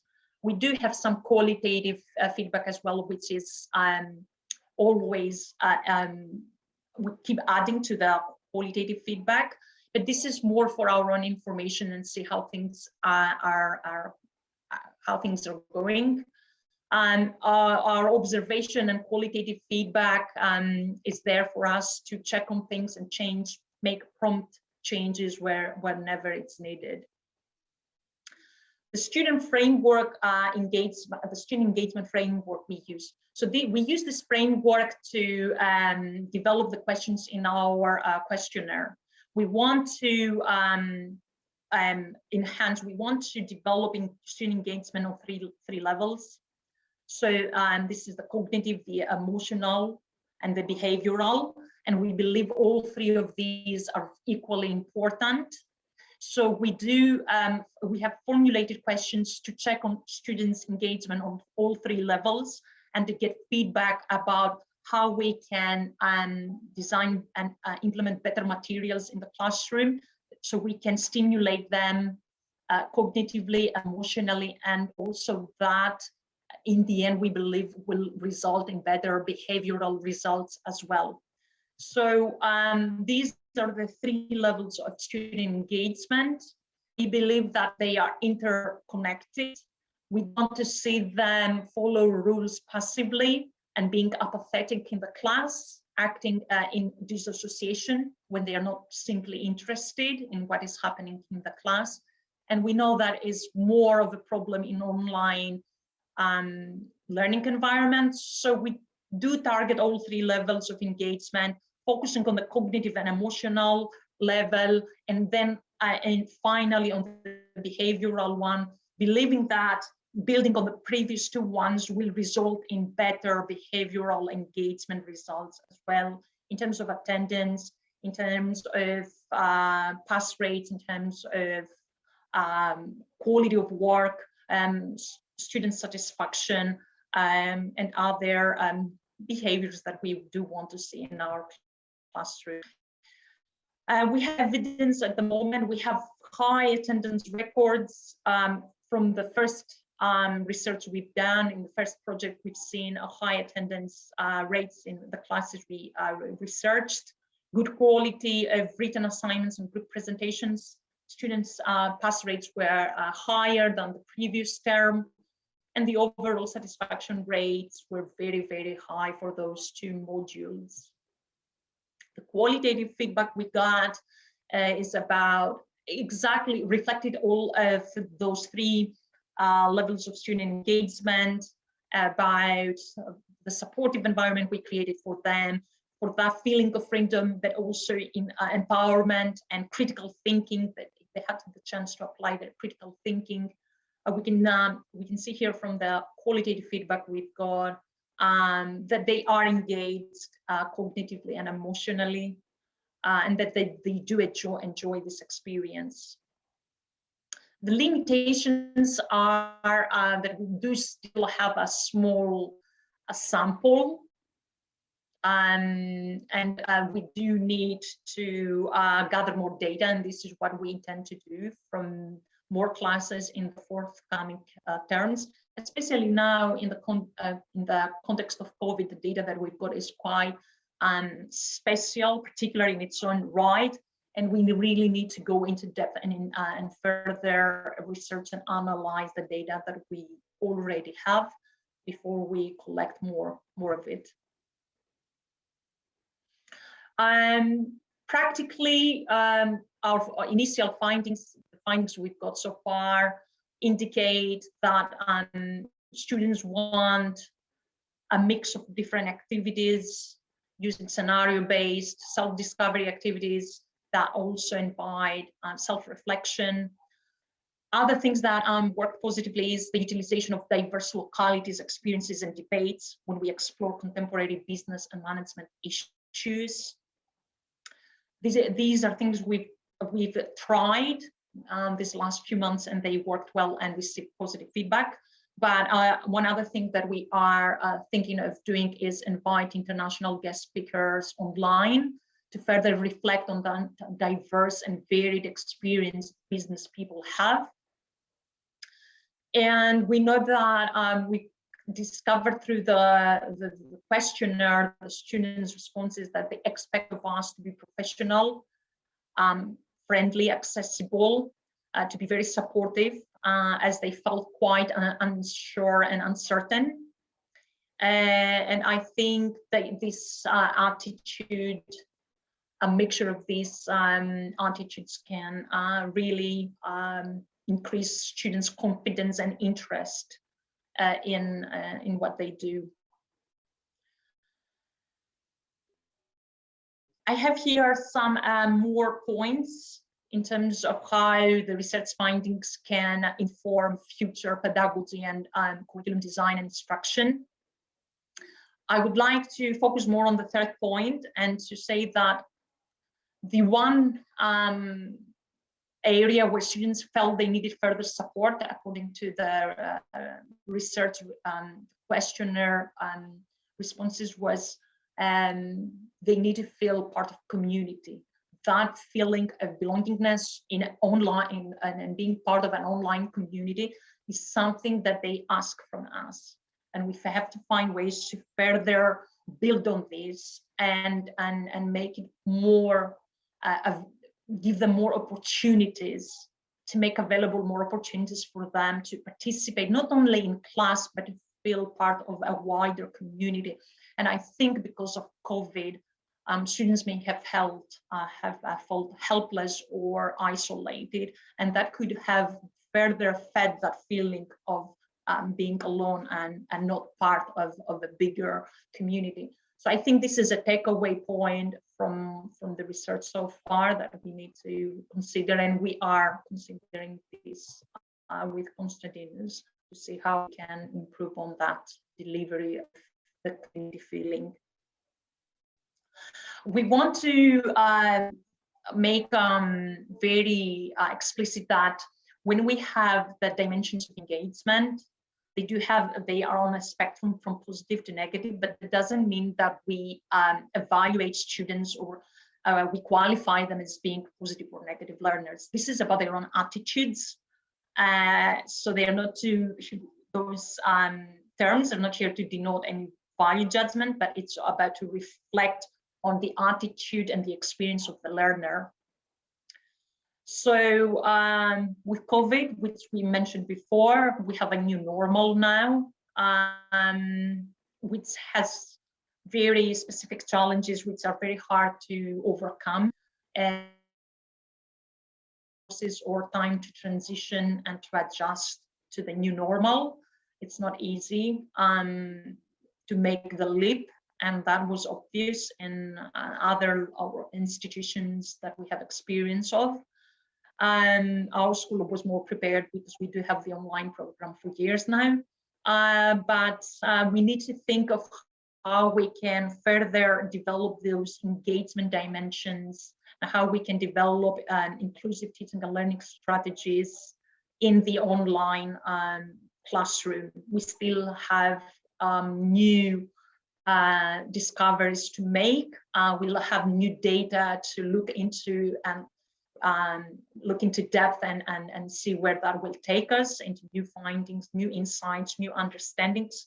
But we do really feel that students should have a very strong voice when we do research, when we design curriculum, when we make decisions about instruction and pedagogy, because at the end of the day, they are the ones who are on the receiving end of all of our efforts and all of our work, and they should enjoy and they should feel they benefit from our work. So these are our references. Thank you very much for watching. If you have any questions, please let me know. Thank you so much, Antonia. Before I have but yes, please. Before I get into that, also a big thanks to you and Konstantinos for always being a big supporter, not only of EU Business School, but also of on research. So thank you for your intervention. And that was a very insightful paper and the research that you're doing, that you provided so many insights and also some practical examples of how this could be implemented. So it was not just an abstraction. But in order to probe deeper and to understand this better, I have to play the devil's advocate. So it's not me, but I have to probe you, probe the further. And this is in many contexts, it's a very politically charged topic. When we talk about, let's say, promoting cultural diversity and inclusion, and at least in the United States, this has become kind of a very polarized debate. So where do you think that we draw the line? So are, let's say, institutes or higher educational centers, are they places where student comes and it's a safe space where you can try out different ideas no matter what they are? Or are they, or should they be turned into institutions and, let's say, spaces where everybody's proclivities are taken care of? So you understand where I'm going with this question. Is it something that we need to forcefully cater to, or and that means we might lose track of certain objectivism? Or should institutions of higher learning be those free spaces where it's also a free market of ideas, and no matter how good or bad they are, they can be tried out, and that's the whole purpose of education? So what would be your take on that? Right, so that's a very good question that requires a lot of reflection. That it could be a paper in itself. Suda. I think I really don't have the answer to this question, but from my personal experiences, I want to create spaces that are not really political. That's not, I don't really ever refer to any political, especially contemporary political aspects, or of a debate or even religious. That's not my role to judge any political actions or initiatives or even religion takes on things we discuss. When the students express an opinion which is particular on a topic, I just listen to it, respect it, and then if it's politically charged, I just kind of divert the discussion. What I'm interested in is, from a political perspective, is for students to be able to grow out of the comfort zone and to understand that there are other perspectives, there are other views, even if they don't agree. That the world is very different, it's very complicated, it's very diverse and varied. And that's my own understanding of developing a strong identity and self-concept that is evolving. And because I've studied this in my major, I'm trying to, as much as I can, inject those kinds of interests in my own way of teaching and the topics that I bring to them and how I raise questions or how I raise topics. So there's space for self-development and also developing others, helping to develop others. I think this is very important. Of course, we have to recognize that there are other voices now in academia that are much more diverse than before. And we have a curriculum that is not, the canon is not so much wide or as it used to be, and it shouldn't be, but we do respect the voices of authors, of scientists, of communities, from all over the world, and they are legitimate and they reflect a different experience, a different perspective, I guess, whether that is cultural or socioeconomic or biological. Of course, we do need to be, as a scientific community, we have to recognize that diversity and which also needs to be reflected in scientific research, I think. I don't know if I answered your question. I tried. I did my best. Thank you so much, Antonia. No, that this is the answer, of course. And we look forward to reading your research on this particular topic, and that would be very, very. Thank you. I know we are collaborating on something very similar in terms of increasing the stakeholder approach to education as such. And Exactly. the audience, once again, if you have further questions to Antonia, please do use the chat box, and we will forward it to Antonia. So thank you once again for joining us. Thank you so much. Thank you, Sudha, and everyone. Thank you. The next speaker we have, and after that we have a break for a few minutes. The next speaker we have is Dr. Daniel Rajmil. And Dr. Rajmil is the Professor of International Relations. He's the Director of Master in Conflict, Peace and Security, and the Director of Master in Diplomacy and International Affairs at the University Oberta de Catalonia. And he will be presenting on the impact of COVID-19 on business schools, a threat or an opportunity to executive education. Daniel, you're here? Yes? Yes, Thank you yes, so yes. much. Here, I don't know if you can hear me properly. Yes, we can. That's perfect. Okay. You can share your screen if you. Yes, I will now. I hope I'm going to be able to do that. Just hold on. So now, is it?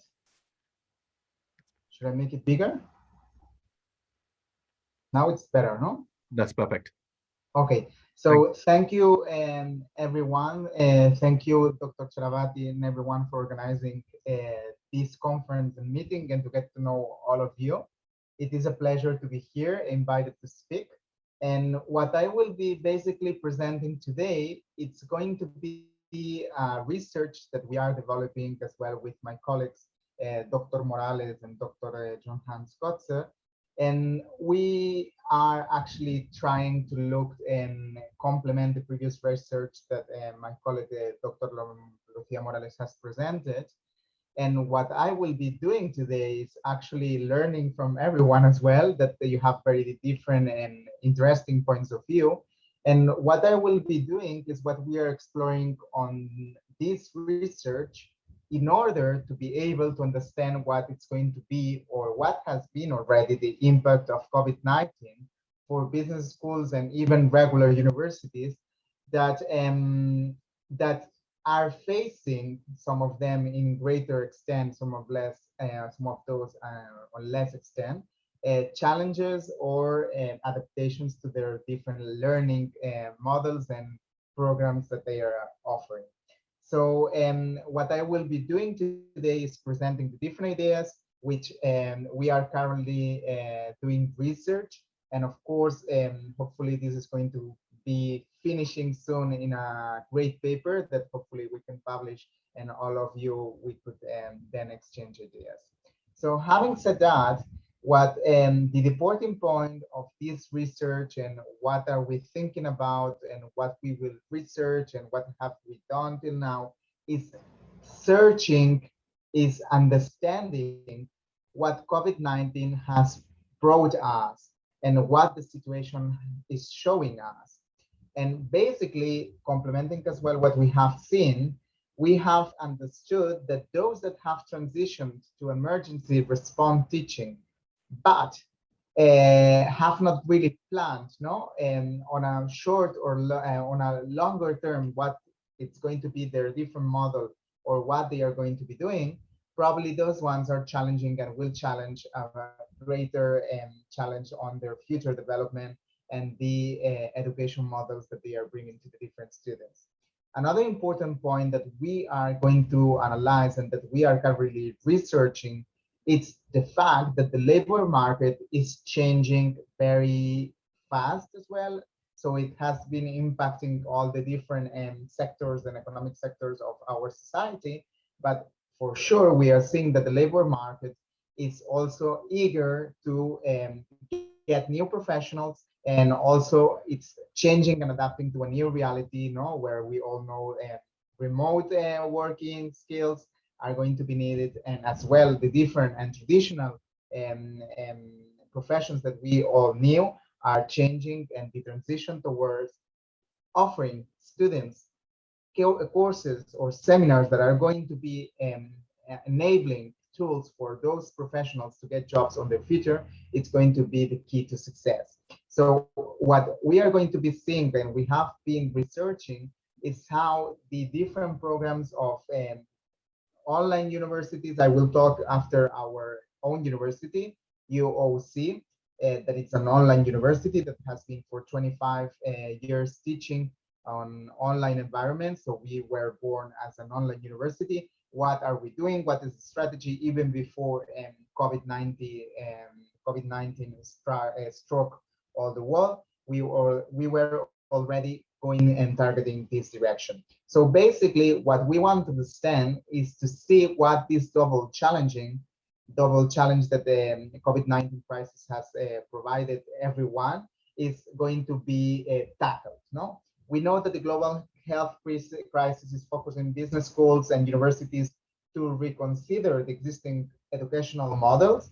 But on the other hand, we know as well that employers seems to be shifting from education to skills and experience. So where is going to be this match? And one of the ways that we are going to be seeing this and that we are tackling to see where all this situation is going is to see and understand how policy changing and policy shifts and how the governments are tackling this situation will enable a proper framework for the different institutions and educational institutions to tackle that challenges. And this is basically what we have been researching and what we are bringing together and merging in order to be able to provide with a useful insight to answer that question. So I'm continuing, as I don't use a lot Zoom for presentations. I use other programs. If something is not clear or everything stops, please let me know. Otherwise, I will continue. So I'm not going to be reviewing the literature because most of you are experts on education and probably you know, thousands of authors, what they have written, and what they are discussing when they talk about digitalization. But I think it's important to do, you know, a self-examination. Also, what it has been previously said before is, are we talking really about digitalization? What are we offering? What are our programs and our educational programs and executive programs that we are offering to our students? What is everything about? Because if we look to just a couple of, you know, references that have been published before, in 2011, COSMA already emphasized that for smooth learning, in order to be able to get all the content, schools, no curriculum should increasingly be interwoven with ICT. And therefore, ICT technologies was the main goal and challenge to achieve, when it's going to be the solution to achieve that kind of challenge that the situation of the education institutions faced back then. Then in 2019, also, like, you know, different authors emphasized as well that institutions should also facilitate and simplify the adaptation of Web 2.0 for teaching. But then COVID-19 came in, and then we are in 2021, and we are seeing and we are hearing the different examples that you are presenting, how this also has not already given the solution for a lot of professionals and educators and teachers that face challenges in order how to successfully deliver all the knowledge that they know, and that probably are still trying to find a way on how to deliver to the end user, which is like the different students that sign up for the university programs. So having said that, I also want to insist as well on the other paper that our colleague Dr. Lucia Morales presented, that we have been doing on understanding and thinking and reflecting this dilemma that most of institutions find themselves about digitalization. It's about ITC, it's about what exactly? And this is what we are trying to be presenting and exploring. And what we are doing is matching this and seeing if at the micro level, the different institutions that are developing different programs is matching as well with a much bigger society challenge, that this is something that nobody talks about, but are the institutions as well and the governments ready to give and help assessment in order to be able that everyone and all the crucial actors are properly involved, talking about institutions, talking about youth and students that should as well be included when planning and doing these transitions of the future technologies that should be able to enable this online teaching. We have the example, and as well my example, that I teach as well in traditional universities at UPF, and I teach as well at UOC, which is an online university. How the students are used to interact with the professors is much different. Are we including them? Are we talking with them if this is something that it's proven to be an asset also when they are learning? How are we going to be doing this? And actually, the fact that we have this COVID crisis challenge now, it's also offering a lot of inputs and insights in order to prove a true research that could give an added value to also like the governments and the institutions that are undergoing under these changes. So what I will be presenting is what we have been researching, and basically one of the bases of our research has been taking the European framework, the European Union framework, where we have this very interesting study that you can find online, and it's an open access, where the European Commission presented this extensive report on the challenges of education and youth in post-COVID-19 Europe. And basically, what I will present is how these ideas and how the idea of how the policy making and the policy institutions, they have as well a big say on implementing this transition to do an effective short-term and skills-oriented programs that are going to be useful to create professionals that are going to benefit from these short-term executive programs. So here what I will introduce is briefly the study. that it does divide, and we also are following that line and this methodology, the different challenges in the COVID-19 context that are finding the different countries part of the European Union. That is the digital divide, how institutions and business schools are reacting to the fact that most of the students, they had access to internet, but probably they did not have all the software programs to follow and do the work that they had, for example, if they were going to the different schools. Same with the universities. The quality of digital education, it has been talked a lot and with my previous colleagues, how are we ensuring that the standards of digital education and actually that we are going to be following the 2030 agenda, and one of the goals, giving and delivering education that's going to be of high education of quality, it's going to be assured.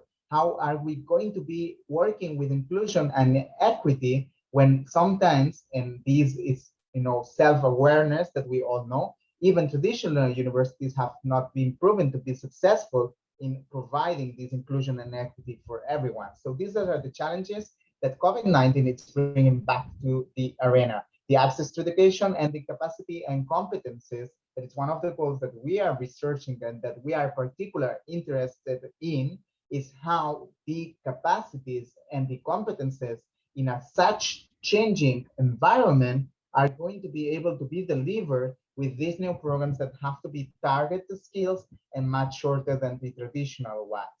So in order to do that, the national responses and the European Union responses have been analyzed, and from there, it has also developed their own recommendations that that basically it's facing the different challenges, and it goes that the differences between the European Union countries, and here we could discuss, it's not the goal of this conference, but of course I'm coming from the political science and international relations field. Of course, here we have a lot to debate about higher education policies all around the European Union and worldwide.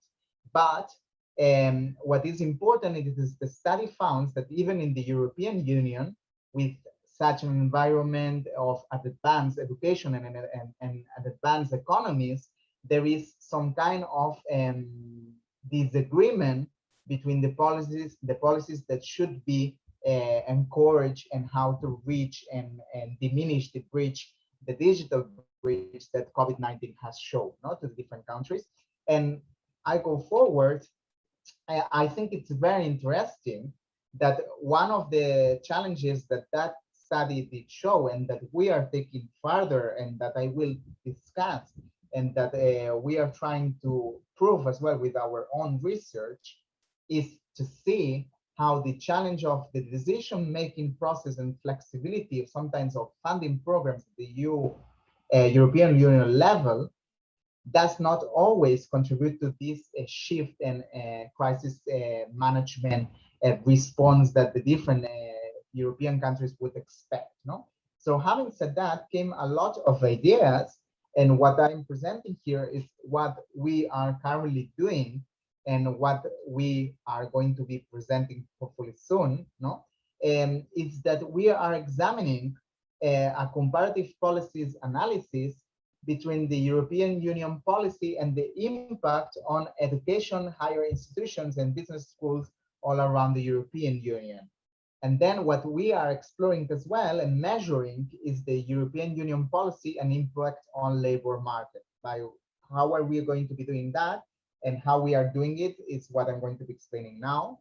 And another third point, it would be that this is more explorative, and it's how are we getting youth involvement in an engagement, and it's going to be a true engagement on assuring that the education is targeting the youth involvement, and that it's assuring their later on engagement to the labor market.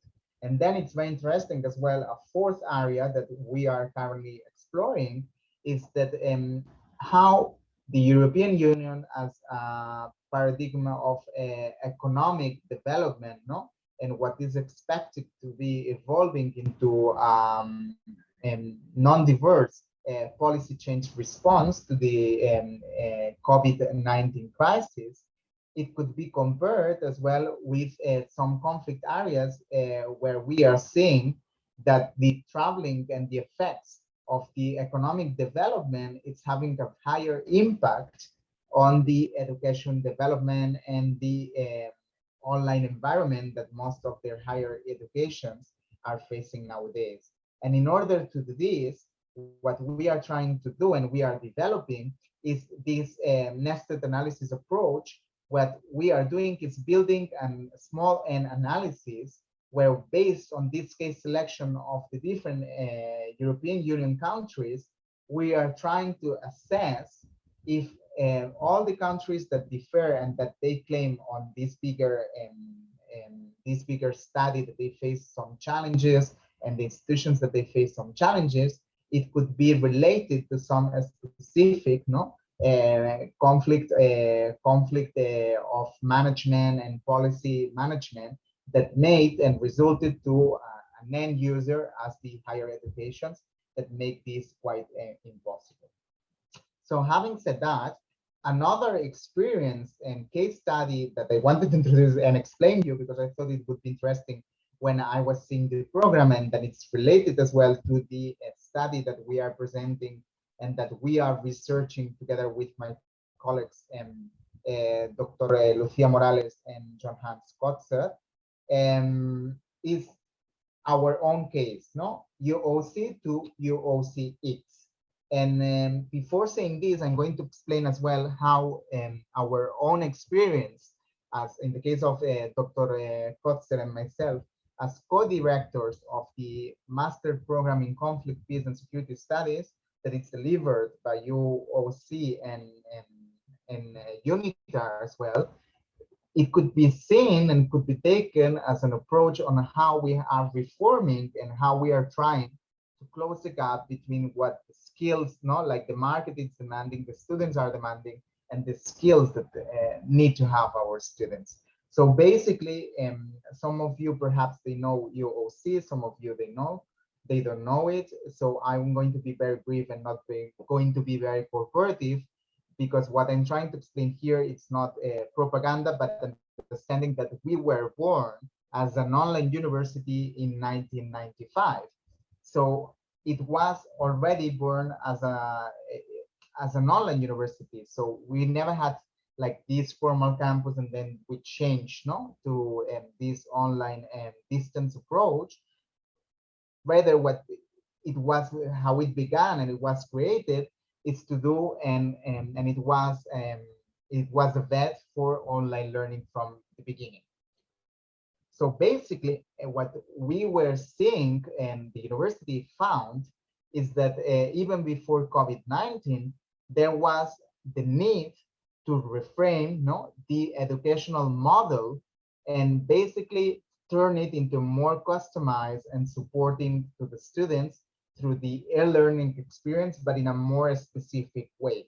So if we were born 25 years ago, we had no travel, and in creating the online interface, doing this asynchronous learning mode. We have to say that our model is based in asynchronous learning mode, which means that we never had this problem of doing online and live conferences.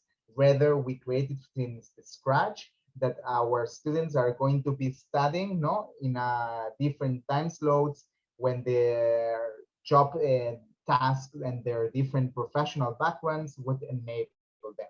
But even though we found, and the university found that there was a need to create the work extended studies section, that it would be one step closer to filling the gap.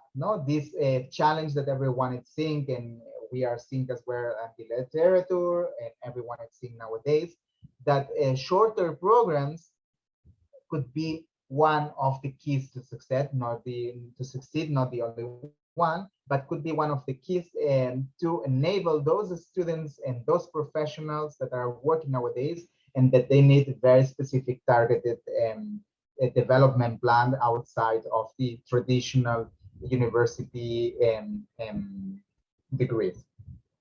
So how does it work? We have the traditional master's degrees, postgraduate and specialist courses, bachelor's degrees, university master's degrees.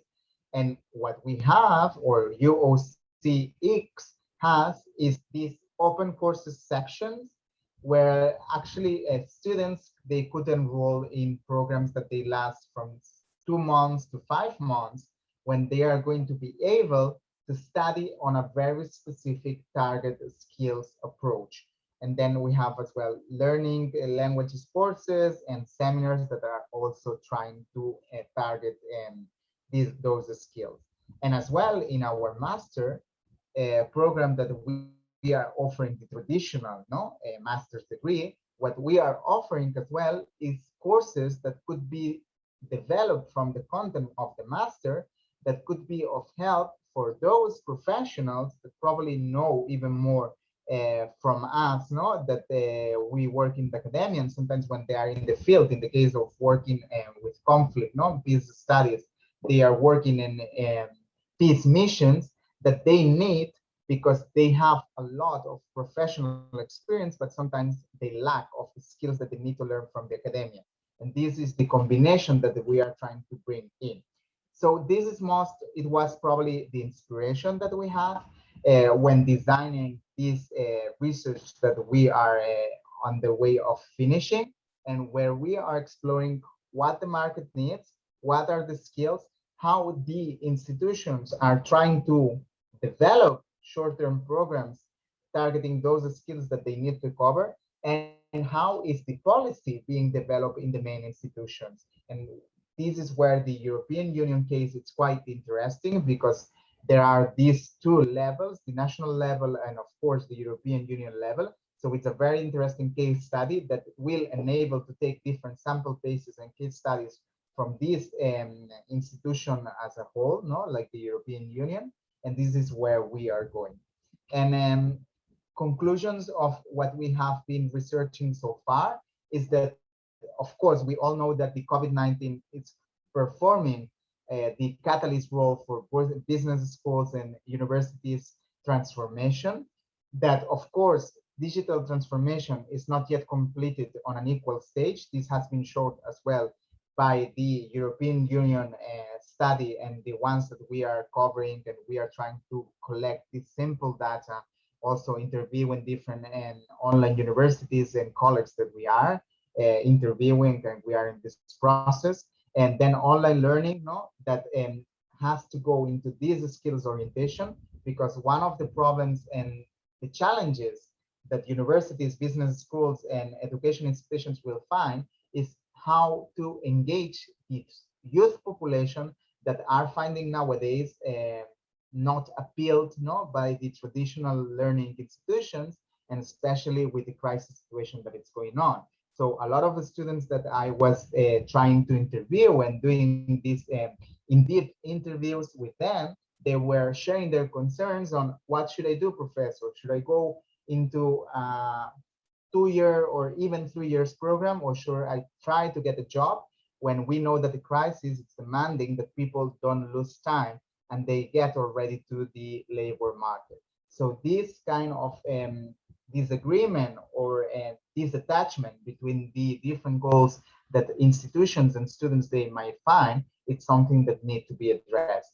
Asynchronous learning will overlap probably synchronous learning methodologies, but this will mean, of course, and will need these two sides, that probably all the professors and students that they were used to synchronous learning mode will have to adapt as well on how to take advantage and the benefits and the advantages that asynchronous learning mode also offers.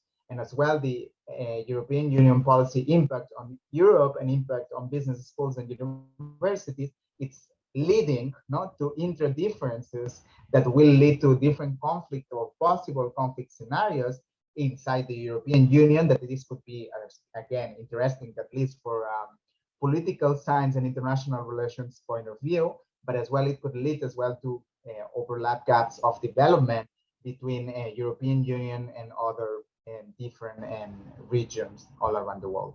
And that's all that I had to do for today. Hope you enjoyed at least talking and bringing this approach on policy. And if you have any question, I'm more than happy.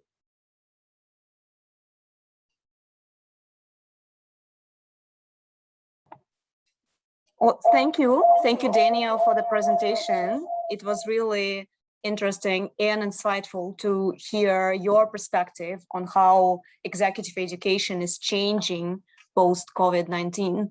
And the question I would have for you is, you know how for a long time, we kind of stood on the premises of human capital theory and the promise that the more education, more education means more skills, which equates better jobs and more money. So do you think that current situation and the recent pandemic will cause us to revisit this model? How will it be adjusting? I think that one of the what we are facing, traditional universities, business schools, and everyone, it's what is actually said, Anastasia, is that, thank you for this comment and reflection, because I think it's quite accurate. We are seeing that also TVT education and professional programs are going to be in the run and are going to be much more demanded by those big companies and corporations that will face as well different economic, social, and development challenges. And therefore, I think that the need of those new skills are going to be much more demanded, and this will expand as well the portfolio of program needed. And I think it will lead to an adaptation of traditional schools to these new programs that probably they will have to include in these portfolios beyond the traditional programs that they used to offer. Thank you. Yeah, perhaps we all agree on this point that lots of changes will be coming and we will need to keep open-minded and need to keep adaptable with everything that post-COVID situation in education is gonna bring us. We are halfway there. We have 4 more presentations left. And the next presentation will be by Taya Bazia. And she is Research Associate and Associate Lecturer at Oxford Business College, and she will be presenting on mature undergraduate student satisfaction with online teaching during COVID-19. Thank you very much, Tayaba, for joining us. Thank you so much, Soda and Anastasia, for providing me this platform and to present my first paper. Thank you so much. Let me share my screen.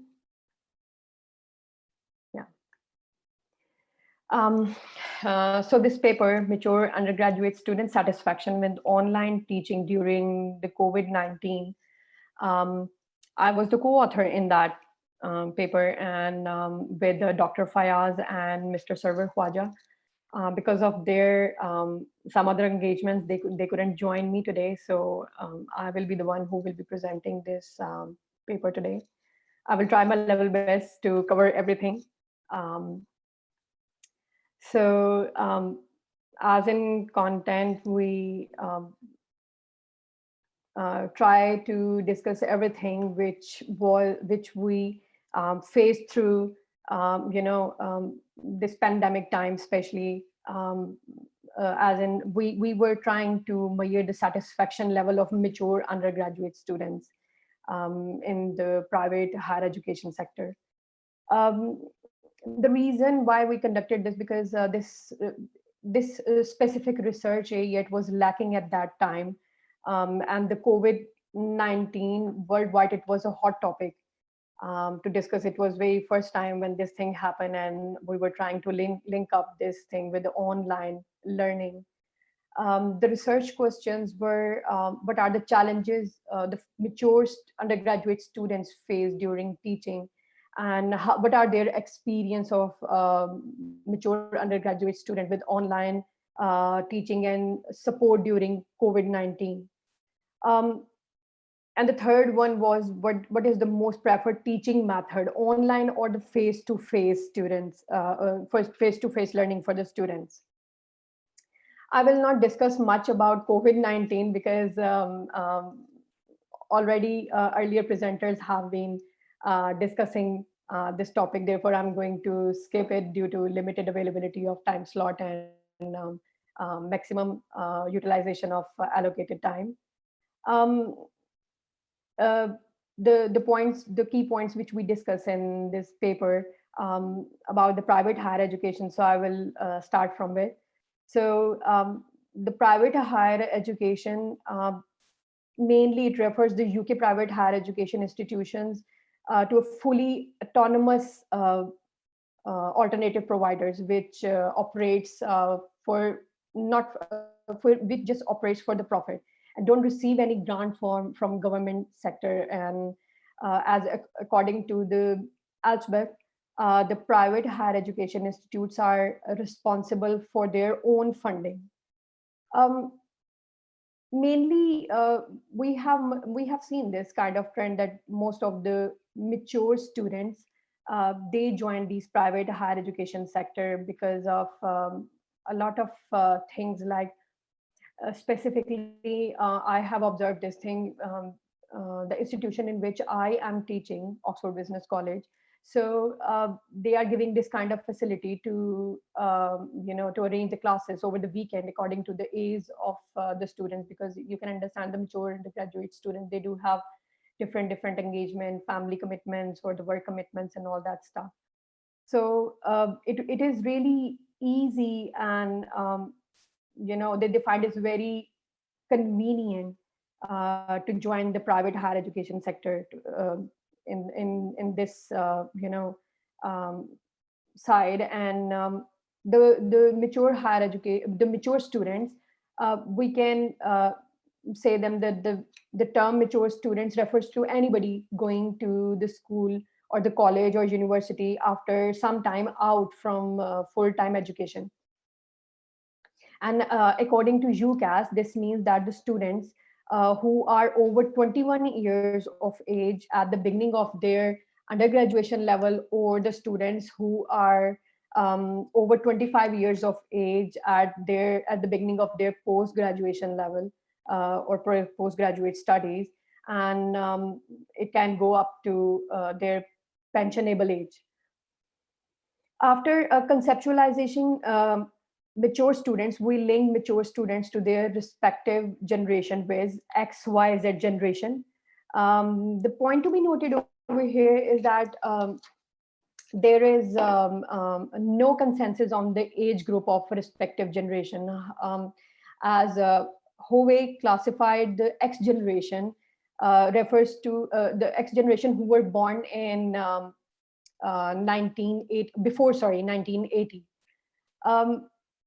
And Guru, he refers Y generation as the people who were born between 1984 and 1996. So these are the different generations, and the Z generation, they classified it as the generation between 1997 till 2012. Is the first. These are the first generation who are really joined the higher education, and they are recently in. And all these three generations are in the higher education, and the Z generation is also called as a millennial generation, and they are called as digital natives as well. So the point was to the actual objective and aim was to measure the satisfaction level with this online learning. If we will discuss about the satisfaction, the word satisfaction may vary. It does have the different interpretations. It is frequently encountered in literature as well as the daily life.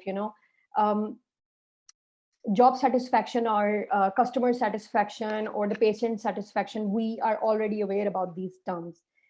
But the customer satisfaction is a well recognized concept in marketing sector, and the students we are taking students as a customers, and the student satisfaction has it has derived from marketing. So the Oliver, he gave a classic definition of customer satisfaction, according to which satisfaction is a difference between the expectation and the actual experience that a customer has with the services encountered in reference to what was expected. According to Kano model, there are 3 levels of satisfaction. The first one in which the expectations are exceeded, so the customer is delighted. The second one is that in which expectations are, when expectations are met, then the customers are satisfied. And if the expectations are not met, the customers are dissatisfied. So this was what we try to find out in mature students. So how their education is, how these transition from face-to-face learning to online learning, how much their satisfaction level is. The methodology we adopt, it was a mono method. It was quantitative. The sample size we took, it was 225. The questionnaire was distributed among 3 different private higher education colleges, and the descriptive data analysis, it was carried out. The research contribution was the literature gap at that time. There was no research found on that proposed topic on mature undergraduate student satisfaction with online teaching during the COVID-19, because we never faced this kind of pandemic before. So this transition phase, it was really challenging for this private sector, and not just with the private sector, with the rest of the industries as well, but how these mature students, how they pick on these things, how they adapt these technology very conveniently, and this online learning, how they find it. So the beneficiaries, it was literature, public and private higher education sectors, the researchers and the research students. The results which we found, it was really very interesting, because majority of the mature students, like more than 95%, were using online teaching for the very first time, especially X and Y generation. So, because X generation is not that aware about the usage of this online learning, or these these online tools like Zoom, Skype, and Microsoft Teams. So they were using it for the very first time. They were provided with the basic training on IT, on the usage of software. Therefore, initially they find it a bit tough to this transition. It was not that they were not trying to cope up with it, but the thing is, when they were the challenges, like other challenges, like the weak internet connection was there. They were having the old devices, or actually they were not that the technology friendly as well. They were not compatible. They were not compatible with the latest softwares. Then the transition period was really stressful for them, as they were lacking of digital competency as well. Majority of the students, they found teaching exciting as well, like specifically the Y generation and the Z generation mostly, and preferred to continue the same way of teaching online in future. And the overall satisfaction was good. The challenges which they encountered within this whole journey, it was a weak internet connection. Some of them, they were using the old devices, or there was low level of digital competency usage. There was lack of technical support from the institution side, or from their respective sectors. Their little direction from the teachers, or actually there was not much support actually. So the transition period overall, it was so stressful for the mature students, especially for the X and Y generation. Satisfaction, the results which we got with the online teaching satisfaction, they find it really interesting, as it was easy and convenient way to just start up your computer and just to sit on and to get in the classroom, get in the lecture room without having any preparation. There was effective time management. They don't need to travel towards the campus or the college, or towards that their institute to join the class face to face. There was no the traveling cost, it was cut down. They were having autonomy, they were having freedom of some of them, they do have their other responsibilities. Some of the mature students, most of them, they are 60 plus, honestly, where I am teaching. So they were having other responsibilities of like childcare, or their grandparents, they are looking after them as well. So it was easy and convenient for them to join um, from home these online learning. So they really find it very useful as well. um, the age group versus overall rating in percentage, if you will see by this chart, uh, from the age range 51 to 60, it was normal for them. But for the age group, the Z generation, the age range from 21 to 30, they really quite enjoy this whole journey of being online learning. Um, the results, it was not that, you can say, it was quite satisfied, and it was not what we were not expecting. It was quite expected results.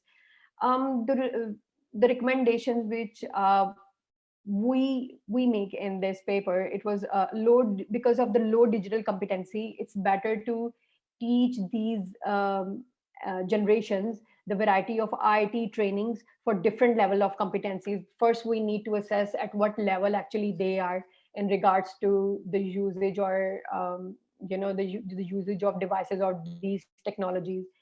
um, everyone doesn't have this kind of the picking power, or they can't catch up really very well or very quickly, easily, conveniently to these new skills.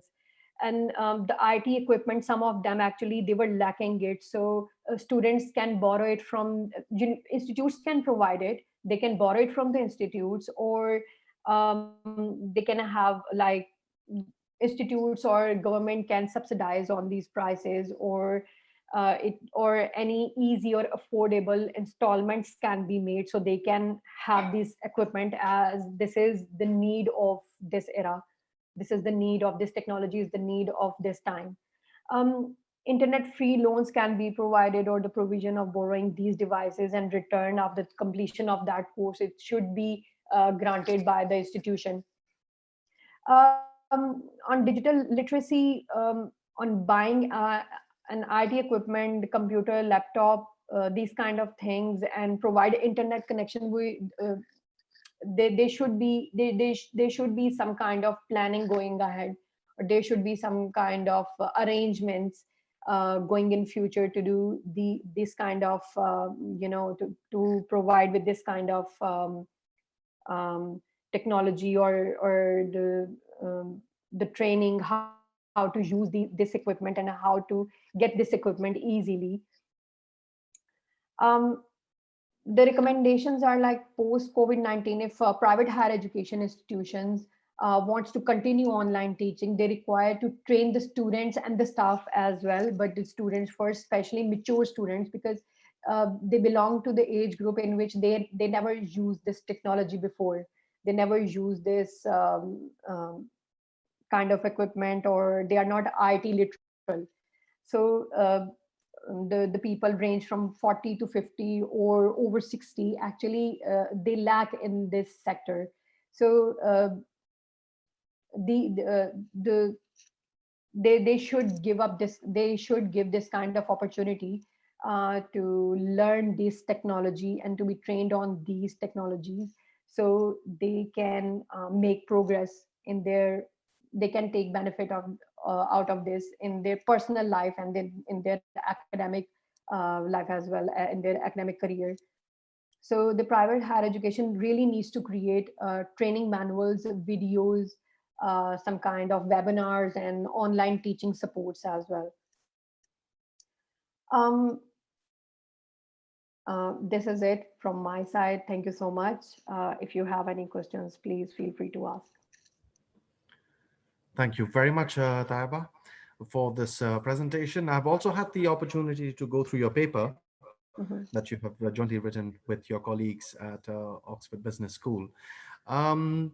What is the way forward? I mean, you've done a quantitative study here. You've looked into your sample sizes, 225 participants, looking at 3 different institutions.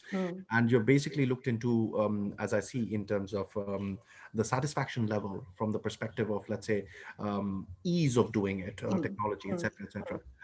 Is there anything that you have in mind in regards to the qualitative aspects? Is that coming up? Not really, but I am looking forward to do it in future, because if I will tell you, I am co-author in another paper, which I'm working on it honestly, and I'm gathering data, and that is about part-time staff satisfaction. And I'm in the process of conducting interviews. So let's see where we will go. I mean, basically the reason for that paper is to assess the part-time staff satisfaction, that why they are joining private higher education, what is making them to attract towards private higher education, what kind of prospects or progression, personal progression they see, or professional progression they see in joining this private higher education sector as a part-time staff. So I'm conducting qualitative data over there. So let's say I didn't, I know what you are trying to ask. So because the sample size was so big, and this was the first time when we were conducting this kind of, on online learning about the mature student satisfaction. And because I was trying to get the data from 3 different institutes, so it was not really convenient way to do this. So it was because of the convenience, we try to do it with the quantitative method. Thank you very much. I mean, your paper couldn't have been more timely in terms of I just try to wrap it up within the time. I don't want it to take other people's time, because they are over here to present their No, I mean timely in the sense your paper came out in a very timely So we are working on a couple of more papers, and I hope we will share with you as well. So let's see. We look forward to collaborating too. But thank you so much, Tayaba, once again, and also to your colleagues. Thank you so much. And please do collaborate with us in future. Thank you so much. Thank you very much. You're welcome. The next presentation we have is my colleague, Dr. Anastasia Naranova-Nassau, and she is the research coordinator at EU Business School, and she'll be presenting on higher education and sustainable development goals after COVID-19 pandemic. Rethink or retrench? Anastasia, the floor is yours. Thank you, Sudha. Let me see if I can share my screen. Yes, you can see it now, no? Okay, and we go into full screen. Yes, so here we are.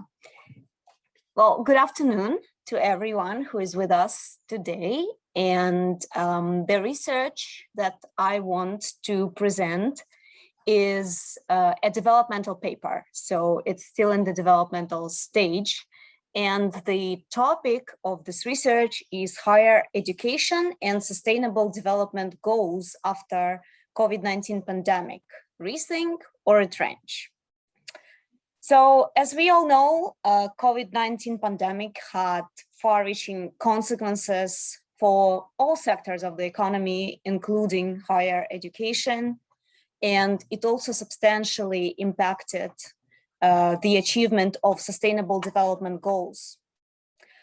The ways of learning and teaching as we knew it before were disrupted, and new opportunities were presented to address the issues that we had before and make some changes going forward. Well, higher education constitutes a part of Sustainable Development Goals, and also it presents an approach to achieving other Sustainable Development Goals. So in that regard, it can play a crucial role in our ability to achieve them or not in a really soon future. I use qualitative approach in this research, and I try to examine whether Sustainable Development Goals could bring a new paradigm to facilitate post-COVID recovery in higher education through advancing the importance of knowledge-led society and value of expertise. You can see my screen, okay. So higher education and Sustainable Development Goals. Well, the world has committed to implementing 2030 Agenda for Sustainable Development with 17 Sustainable Development Goals in it, as you all probably know. It was adopted by United Nations, its member states, in September 2015.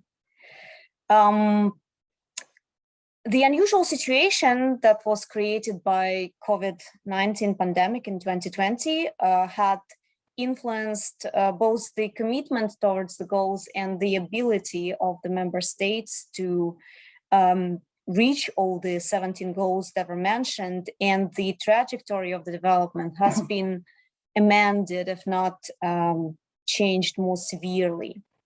And the overarching aim that the Sustainable Development Goals had, which is leave no one behind, has been also affected by the current growing inequalities as a consequence of the pandemic that we recently face. Just a couple of comments on the Sustainable Development Goals themselves and their universality. It was a rather unusual situation with Sustainable Development Goals, and the levels of commitment that we saw towards these goals from all the member states, all the state actors, non-governmental organizations, and private sector as well.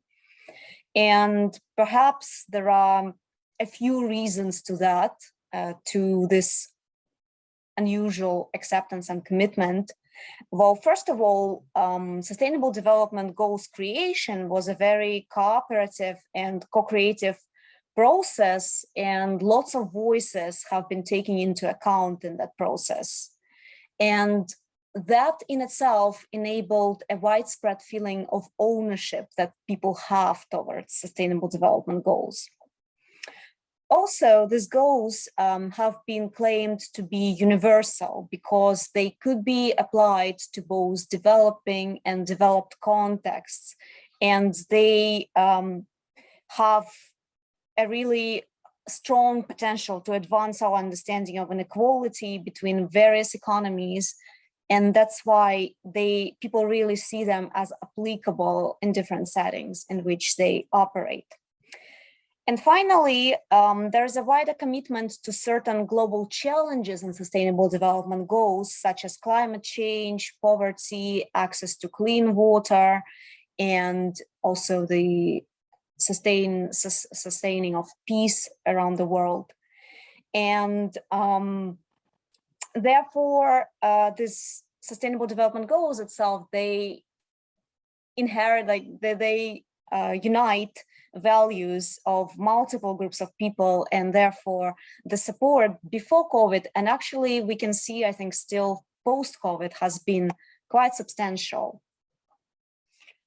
COVID-19 has quite substantially affected the ability of the world to achieve Sustainable Development Goals, not only on education, but on other issues as well.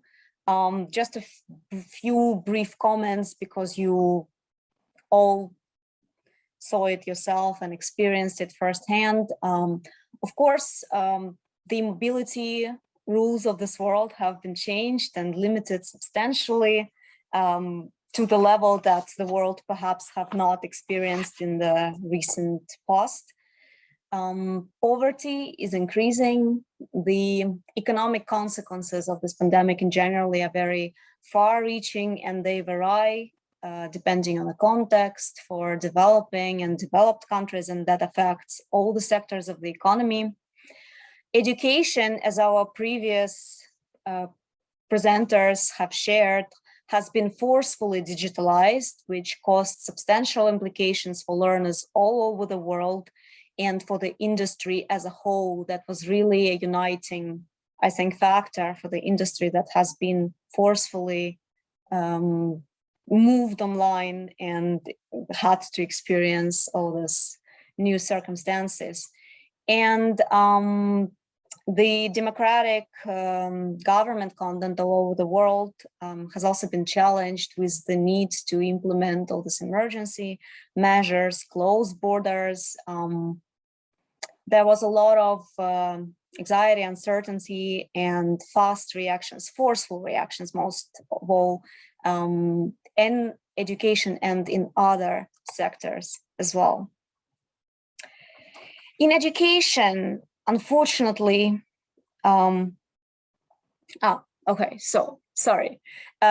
Just a few comments about this decade of action that we entered until 2030, and that was supposed to be this significant step in achieving sustainable development goals.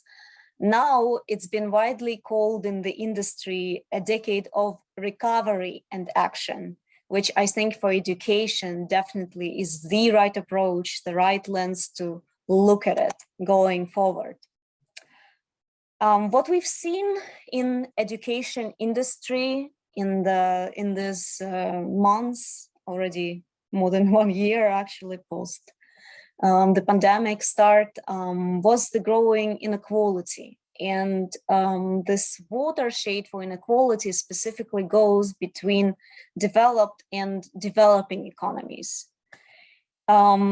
Before pandemic, we have seen good numbers of growth of investment in education all over the world. And the interesting fact here is that in developing countries, investments in education have been used to be growing much faster than in developed countries. And that was seen as a very positive tendency in the light of sustainable development goals and generally our attempts to decrease inequality.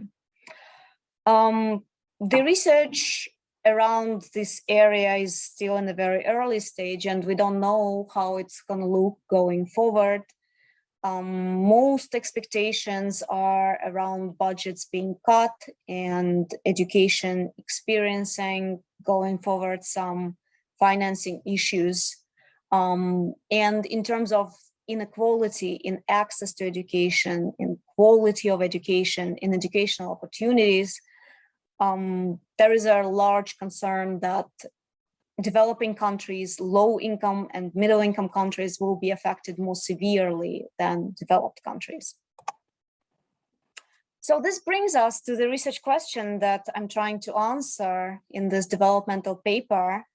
And the question is concerned with how this crisis can help the society rethink the ways of achieving greater equality and opportunity for all and leaving no one behind, instead of retrenching and intensifying already existing inequalities. Certain trends we could have already observed in education when the crisis started evolving, and certain research has been published, and some papers we heard today that were presented around particular challenges and opportunities that we've seen in education all over the world. In my paper here, I'm summarizing some of the trends, some of the tendencies that I have observed in education post-COVID-19. Well, first of all, there is a large concern about educational budgets, that they will be decreasing and the costs of providing quality education will be going up. And this problem can become quite crucial because the sensitivity towards increased payments for education will be a sensitive question, and lots of target audience might not be ready to this increased educational fees, for instance, or depending on the mode of learning that will be provided.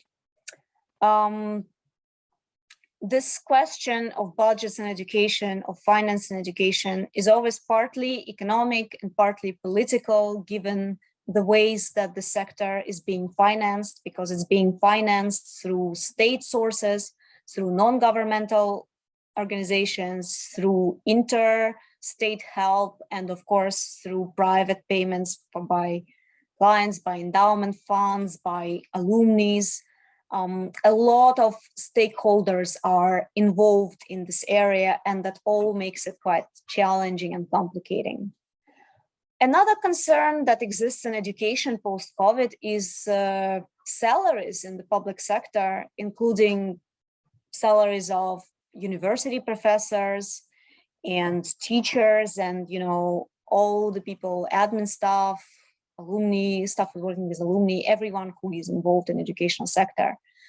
And most studies that I've seen around this area are concerned with American market, with US, and they conclude that it is likely that salaries of university professors, for instance, in state universities, will be protected in many places, but that might come at a cost of affecting salaries of other people looking for private universities, looking at universities that are funded through non-governmental organizations, funded through some interstate provisions, funded through some partner relationships. So at the moment, it's quite difficult to calculate what these costs are going to be.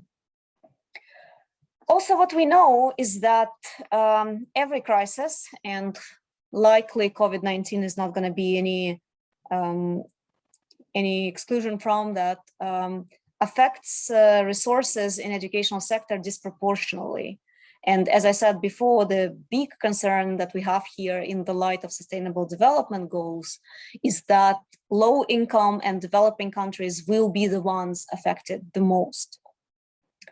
Also, in terms of international aid that is coming to the sector and all the donors that support the sector in different countries and in different ways, that might have to alternate both the sources, the aims. It might have to revision what is the most useful, what is the most urgent, what can wait, what cannot.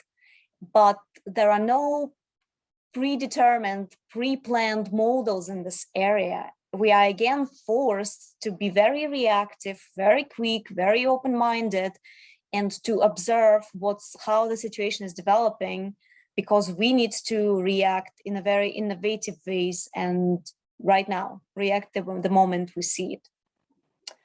Also, in terms of education post-COVID, there is a big concern about educational spending at household level, which again is very context specific, and countries and households who already have high rates of remittances and higher rates of problems may be hit harder by this crisis and may end up having less access to quality education, poorer condition, more challenges, more anxiety, and more issues, unfortunately. And in the light of being in this decade of action of sustainable development goals, trying to really allow universal access to education and battle the inequalities that exist, it is very useful to be thinking about it and thinking how can we avoid it going forward.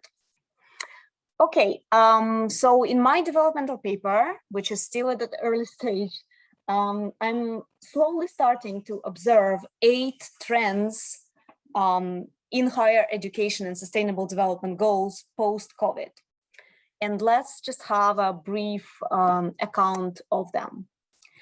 So first is leadership. COVID pandemic, like no crisis before, threatened business model, brand, and responsibilities of the universities. It forced universities to completely amend the way they were operating before. And the successful universities, the ones that were really on the topic, the ones that are really trying to survive and come out stronger after this crisis, try to respond to the issues caused by the pandemic by including consultations with a wide range of stakeholders, including alumni, business leaders, university peers, state actors, anyone available. The great agenda, like education post-COVID, requires great involvement from lots of actors. Another observation that people working in the universities are making is that universities should lead this process from a human perspective, and lots of compassion and empathy and awareness of the issues is required for us to still be able to contribute as education sector to achieving sustainable development goals. It's very helpful as well when the challenges that we are facing now are aligned very well with institutional values, mission, and vision. That really helps to keep everyone on track, everyone included, and everyone sharing this agenda. And the more we apply this equality lens in education post-COVID-19, the greater our chances of limiting inequality and achieving the sustainable development goals that we have. Second observation concerns financials. As we discussed, the declining revenue streams and escalating cost structures have been rated as negative by most agencies such as S&P, Moody's, and others. The problem is that COVID, in most cases, only intensified the problems that already exist before. Like, you know, the sector was not without problems before. Many universities underinvested in online learning, in digital strategy, in structural change. There were many universities that did not catch these trends because they did not think it was as urgent. And of course, with the pandemic that we got now, these trends were all substantially intensified. So what we can do now, if we still want to fulfill sustainable development goals, is that we need to achieve greater collaboration across the sector. Cost sharing and targeted philanthropy, perhaps, is one thing that would help educational sector recover faster after COVID-19. And one other comment is about research strategies, because, you know, universities are not only teaching, they're researching as well, and they're contributing to their communities largely through their research. This is exactly the area where this no one is left behind approach should be implemented across all the research initiatives. My third point would be about campus at home situation, which we all experienced for at least the first year after the pandemic happened. This situation with campus at home really revealed and intensified a lot of inequalities that we knew already existed before the COVID-19. In different contexts and different countries and regions, people had different access to internet technologies, to computers, to good connection, and that all affected the quality of education they were able to get. And not only this, let's be honest about it, not every home is a safe home to live in, let alone study in or teach in. And that all intensified during COVID-19 pandemic. People had to experience a lot of insecurities caused to their life in general, and anxiety levels had risen substantially among students and staff of the universities, which has been communicated by lots of educational sector participants. And going forward, in order to limit this inequality and in order to achieve sustainable development goals, we need to focus on creating peer support within community and trying to find new ways to recreate the vibrancy of campus life online. My next point is about reimagining internationalization. Internationalization was a big trend before COVID, but with borders being closed and mobility being limited, we experienced certain reversal trends in this area, and the world has become quite non-mobile. There was a lot of ambiguity here and a lot of concerns about staff and students who couldn't travel anymore, couldn't go to conferences, couldn't go to exchange studies, and some of students were experiencing visa issues. They didn't know if they would be allowed to enter the country. They didn't know if they would be allowed to live on campus, and that all affected the sector quite substantially. Going forward, to change the situation and improve it, universities should put a greater focus on shared learning design across countries and across national borders. And they should adopt this mentality of being locally rooted, but globally connected. That's probably the vision for universities going forward. My fifth point concerns teaching and learning itself.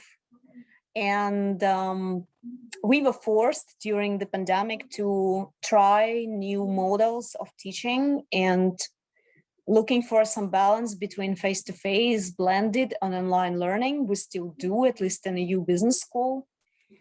And many universities have shifted in a medium, if not long-term, to this blended or completely online modes. The transition was not easy. It was not very equal for everyone. And it presented lots of challenges, but lots of opportunities as well. What we have discovered during this time after pandemic is that it doesn't work if you simply apply your face-to-face teaching models online. Online campus, as we have it now, will require new approaches, different models, new ideas and innovations in order to provide students with the support, both academic and pastoral, that they need. Employability has also been affected massively by COVID-19, and lots of universities used it as an opportunity to enhance their image and their strategy and embrace this employability agenda and market them to graduates as a university that will get them jobs. If we want to use all the opportunities presented by COVID and contribute to achieving sustainable development goals, then employability strategies of universities need to emphasize social justice, community and relationship building, because again, population was not affected equally, and certain groups, especially marginalized groups and minorities, have been affected more, and this brings us away from sustainable development goals. Sustainability itself, of course, has been substantially affected as well, and it's time now more than ever to pay attention to that and to try to do as a university as much as you can to use this moment to accelerate your contribution to sustainability, to pay greater attention to achieving sustainable development goals, to close knowledge gaps and skill gaps, and to rethink the strategy that you had before and make it more sustainable. Finally, multi-stakeholder partnership that I think will be the way to go forward for educational sector. Universities have always been participating in lots of partnerships with lots of stakeholders. They've always been very well connected, and such intangible assets that they have as neutrality, legitimacy, convening authority, and connection with the young population are the ones that they should leverage to help their community and to help battle inequality. Establishing partnerships should become a strategic priority, strategic imperative for sustaining universities and pursuing sustainable development goals going forward. again, being locally rooted, but globally connected. Partnerships will play a big part in it for sure. So to conclude my today's presentation of this ongoing research, I would like to say that perhaps differentiation will continue, and the global educational sector will become even more heterogeneous, and new partnerships and new engagements will be emerging around sustainable development goals. And I truly hope that this human, this connected, attentive approach will become a part of education and will be in the heart of education going forward. And I really hope that sustainable development goals will have a great impact on our next normal in the education sector, and that 2030 agenda of leaving no one behind will be still a focus for educational sector. So thank you very much for listening to my presentation. And if you have any questions, I'm more than welcome to address them right now.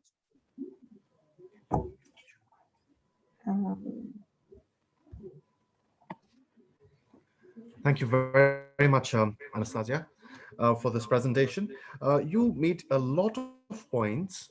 I know this is a development paper on the interlinkages between higher education and the realization of the Sustainable Development Goals that have been co-opted by all nations represented in the UN.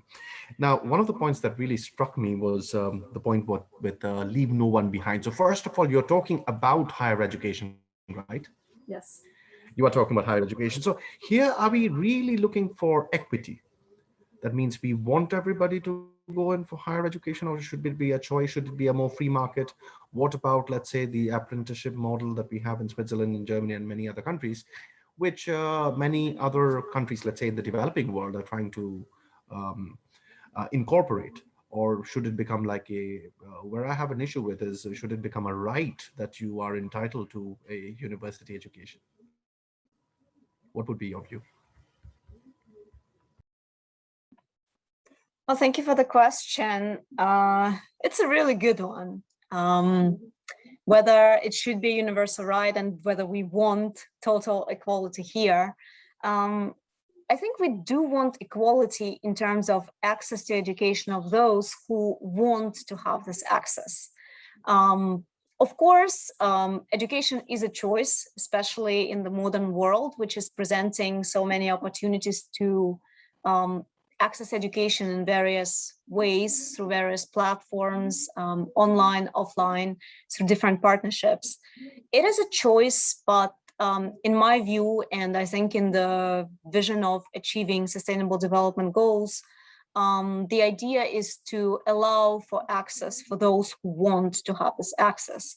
And people's ability to participate in education and get any education they want, anytime they want, and get new skills that they might need, it should not be limited by economic conditions of the countries where they live. It should not be limited by where geographically they are located, whether it's a conflict zone, whether it's a developing country. The idea of sustainable development goals is to limit this kind of forceful inequality in the sector. So this would be the idea. And about your second question about the universal access and whether we want many people to participate or whether there should be some alternative strategies developed here. What we have seen post other crises and what we have seen also post COVID-19 is that a lot of people in both developed and developing markets turn to education as a chance to save their current economic situation, because the prevailing idea is still that the more education you have, the more skills you have, the better job you will be able to get and the more income you will have. And if we want to change this mentality, then we will need to show people alternative ways forward and alternative ways to gain this security and to gain the certainty of how they can how they can secure their current situation, or how can they improve it. And I think so far there is a lot of space here to innovate, because not many alternatives have been presenting, because we can see the numbers and lots of people are turning towards education when they feel like their position at the job market might be threatened. Thank you very much, Anastasia, and we look forward to reading the paper. Don't go away, we have two more presentations. The next one we have is a joint paper by Konstantinos Beginias, Dr. Aaron Taylor, and Dr. Gratian Pillai. And the topic of the presentation is examining the impact of COVID-19 on higher education, how universities responded to the emerging need for innovative and highly engaging learning environments. Konstantinos, Aaron, and Gratian, are you there? Let's begin. Good afternoon, everyone. My name is Aaron Taylor, and I'll be presenting today with Konstantinos Beginias, who I think you know very well, and my good colleague Gratian JJ David Pillai. And we're looking today at Microsoft Teams, lessons that we've learned and the way ahead from evidence of 3 UK HE institutions. So in the way of a quick introduction, as everyone I'm sure knows very well, online video conferencing platforms such as Skype, Zoom, as we're on today, Big Blue Button and Microsoft Teams, previously before the pandemic, they were mainly used for meetings, but since then, they become really an important part of what we do as educators. And arguably, at least from our perspective, Microsoft Teams has become one of the most popular platforms that we can use, particularly due to its functionality and its ease of use. So we're really focused on how we can best leverage Microsoft Teams for our research. So we have two aims and objectives for this particular study. What we'd like to do is really to critically analyse the preparedness and management of 3 specific UK higher education institutions and how well they integrated Microsoft Teams into their pedagogical strategies. And secondly, really to provide recommendations on how universities can be best prepared for any future unexpected events, hopefully not another pandemic, but we never know, and what type of training can be provided, and in what way lecturers can best utilize Microsoft Teams in order to best engage their students. So I'm going to start off with Institution 1. And I interviewed 4 lecturers from this particular institution, and I identified 3 particular themes. The first theme was a lack of direction. So the people who I interviewed were quite critical, shall we say, of that institution and how they dealt with the situation they found themselves in. We're all critical about being basically left to do their own thing, that there was a lack of direction, a perceived lack of support. And I had a few examples here. So lecturer C, not anonymized, of course, he said the university didn't give us much time to get ready. Lecturer D was a bit more understanding. He realized that the university did have a serious issue it had to overcome, and it was a difficult situation, and he mentioned it was trying circumstances, but nevertheless he did say he was thrown in at the deep end, and he didn't find he was given enough support to kind of deal with online teaching using Microsoft Teams. And that was a common theme amongst each of the 4 respondents. The second theme, again, was quite negative, rather negative, was insufficient training. And again, that was mentioned by each respondent. So once Microsoft Teams was running and everybody was using it, some people use Zoom, but the majority use Microsoft Teams. Again, there was quite a lot of disappointment that there was no specific training sessions provided to really help instructors understand how to best use Microsoft Teams in their teaching. And again, a few quotes which kind of demonstrated this lack of training. One person, lecturer D, thought he had to muddle through, just learn as he was doing. And yeah, lecturer B said quite similarly, he had to learn by trial and error. But in terms of lessons learned, there's kind of some more positive outcomes from this research.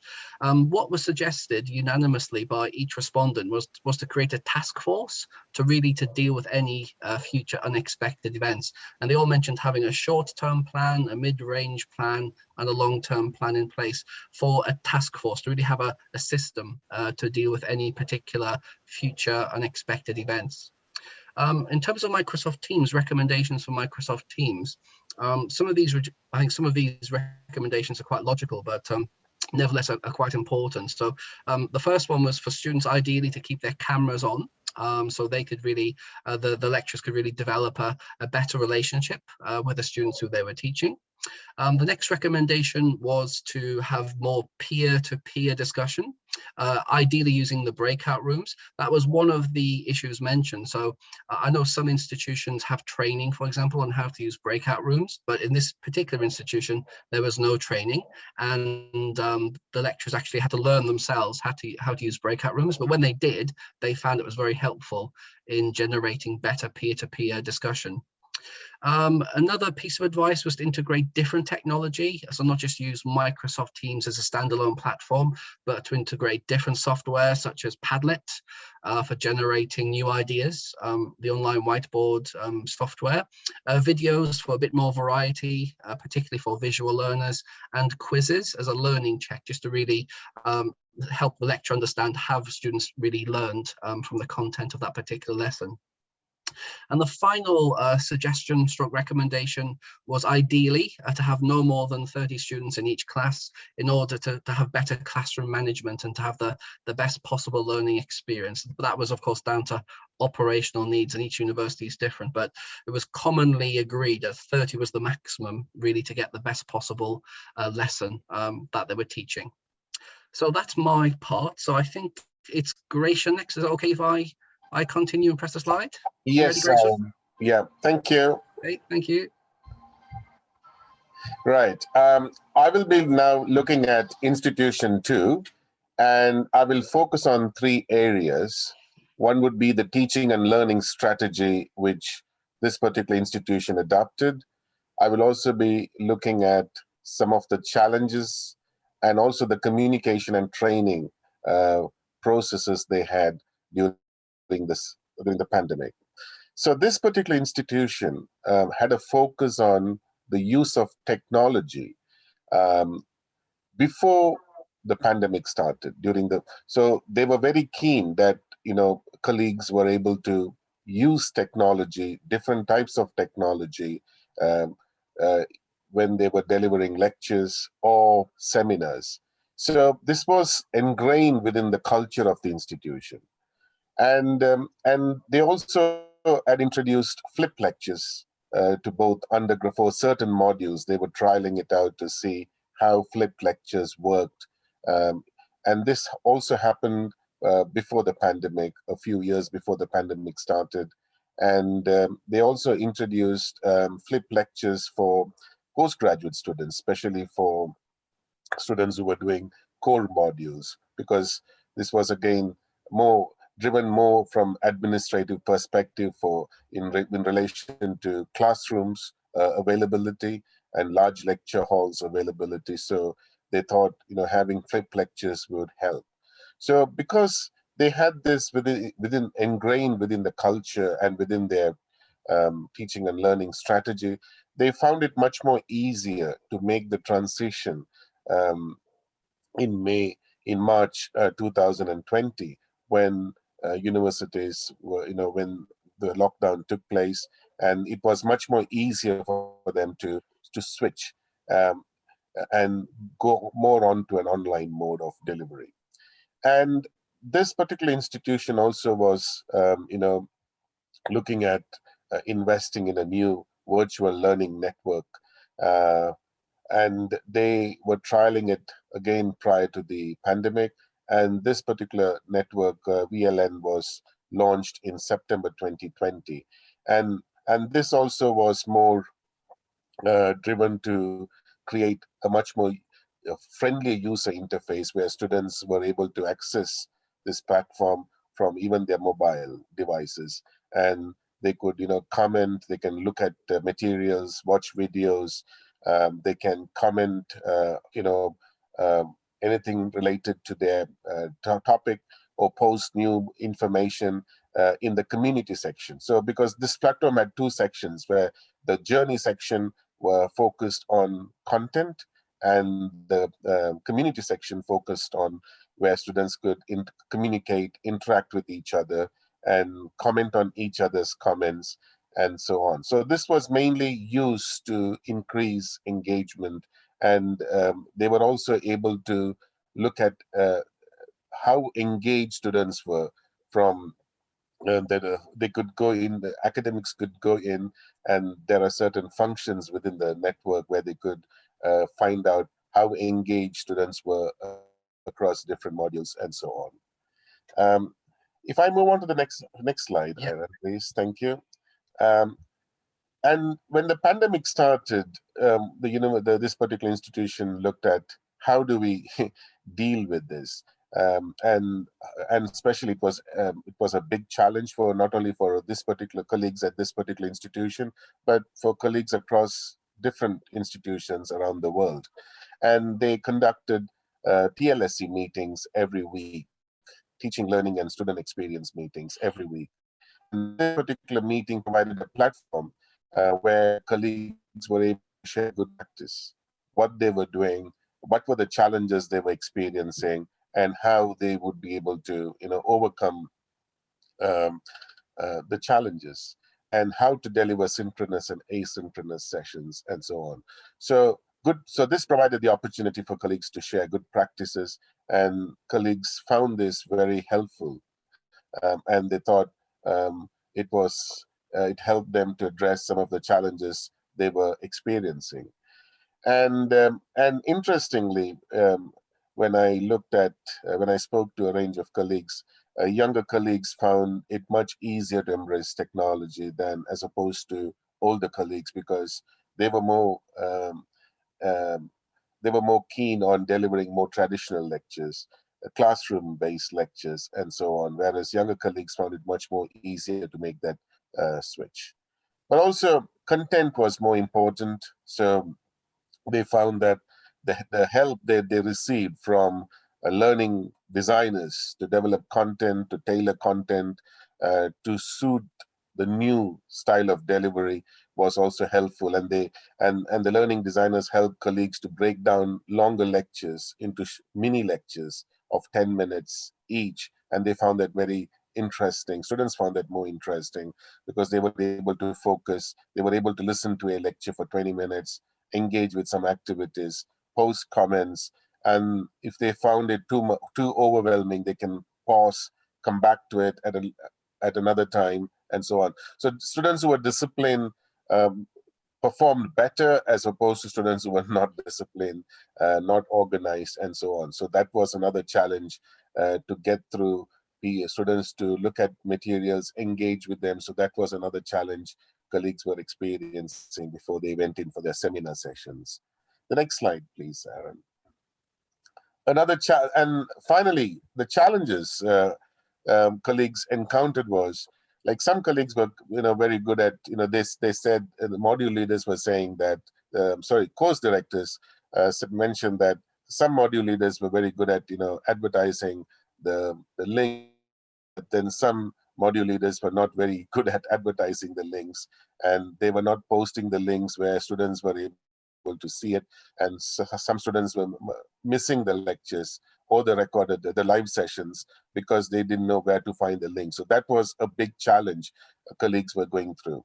And then this particular institution were having different platforms to deliver the sessions. They had Microsoft Teams, the big blue button, and also Zoom.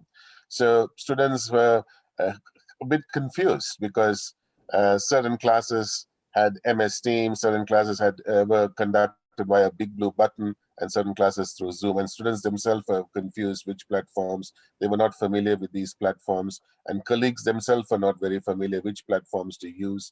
So there was no universal policy within the organization which platforms we should be using and not. They just left it loose. They just thought it'll be useful to have a range of platforms so colleagues can use what they thought. So that caused a bit of confusion. So that was another issue, challenge they were experiencing. And also, initially when Microsoft Teams, when we started using, I'm sure if you remember a year ago, Microsoft Teams didn't have breakout rooms. So that caused a huge challenge for colleagues to have mini group discussions within a larger group. But only in the last 6-7 months, Microsoft had added this new feature. And again, as you heard earlier from Aaron, that again, not many of them knew how to use it. And they were struggling how to manage breakout rooms, how to go in and come out, and so on. So there were a lot of challenges and so on. And again, colleagues also found some of the materials, especially YouTube, access to YouTube in China was difficult. So with what sort of videos to post, certain materials to post, because they were not accessible across the world. And again, as you all know, we have all experienced the time zone. That was another challenge they were experiencing, because if they were having a lecture at 10 o'clock, then it was probably 4 o'clock or 5 o'clock for students who were in the US. So that was a challenge. Or if students were living in the Far East, it was probably late in the evening. So time zone was another issue they were looking at, and that was also having an impact on attendance and participation in class. So I will pass you on now to Konstantinos, who will be talking about Institution 3. Great. Thank you, Gretchen and Aaron, for your parts. I'm going to talk about Institution 3. I divided my presentation, my part, into 3 sections: responding to the pandemic crisis, identifying the main challenges and the ways to move forward, and utilizing Microsoft Teams effectively as an engagement learning tool. So for Institution 3, there was a lot of internal communication. There was, a constant attempt to exchange views, to exchange ideas on how we could really improve, the experience of students, taking into consideration the extremely diverse environment, large student population. So the main objective was to create a virtual platform, a virtual learning environment for students to engage more and come out of isolation. That was the important thing, to make students feel that they are a part of something bigger, something that had the shape, right? A real university with real classrooms, real colleagues, classmates, and real professors, academics, that they are there to deliver the class for them. That was the biggest challenge, and that was the biggest goal, to overcome really the boundaries and the obstacles that online education can create. And we know that those obstacles are there, and we need to deal with them. So there have been various sessions, right, between academics or academic staff to making the most of engagement this term. This is how we named those sessions, making the most of engagement this term. So we wanted to make each term better and better, and make students feel more comfortable with their online education, because most of them, right, the truth is that most of them did not have any prior experience with online education. Some just registered for face-to-face classes, government changed the rules, we needed to respond, and obviously they ended up doing the classes online. So we had the engagement team. The engagement team, it was actually a team from academics and staff from student engagement section, that have worked throughout the terms to seek for feedback from lecturers and co-explore ways to enhance student engagement through bringing in some new ideas, right? So that engagement team, from people from the academic department and student engagement, were working together and communicating ongoing with emails, specific sessions, to see what more we can do, how we can really share good practices, and how we can learn from each other. So communication, I think, was the main, tool and the main weapon, if I can use that word, for Institution 3 to deal with pandemic and that crisis. There was ongoing support and encouragement from the engagement team towards all lecturers, so they can adapt and develop their teaching practice to enhance student engagement. That was the individual and organizational objective. High impact, low tech resources that specifically directed to enhancing student engagement were explored, like paddlers, as Aaron mentioned. We explored, the usefulness of Zoom for some meetings, for some specific sessions with smaller numbers of students. So we were exploring different platforms and different, interactive tools in order to make students feel more comfortable with their experience. We also have the Staff Development Week with a focus on student engagement strategy and full utilization of online learning environments and platforms. So we were really we spent time together to explain our strategy, to explain our approaches to our colleagues, learn from each other. So that Staff Development Week was different than other development weeks. It was about student engagement strategies and full utilization of online learning environments. And I think it worked well, and all lecturers had something to learn and had something to share. And I think that was, the main way to respond the pandemic crisis for Institution 3. If we can move forward, please. So identifying the main challenges, right? Identifying the main challenges, going through a painful transition, a difficult transition, the unthinkable happened, right? Lockdowns, global lockdowns, all, became suddenly so different and so difficult. So we had to deal with large number of students, right? Students coming from diverse backgrounds. Most of them, as mentioned before, were not familiar at all with the concept of online education. We had to explain the most simple things, right? How to log in, how to access a Moodle in some cases, how to find the right rooms, which was a common problem. So we had to start from scratch with some students. A common issue was the difficulty among students to locate the right session link and respective rooms. So we had, sometimes the issue with students, joining the wrong session, couldn't really monitor the attendance. So that was a challenge, and lecturers played a crucial role here in engaging students and explaining the features of Microsoft Teams and Moodle, right? Because we also need to explain Moodle, how we upload our assignments there, how we upload all the documents there, how everything, whatever we do is there, how our recording, our lectures and seminars are available there for students as well and able to attend online and live, of course.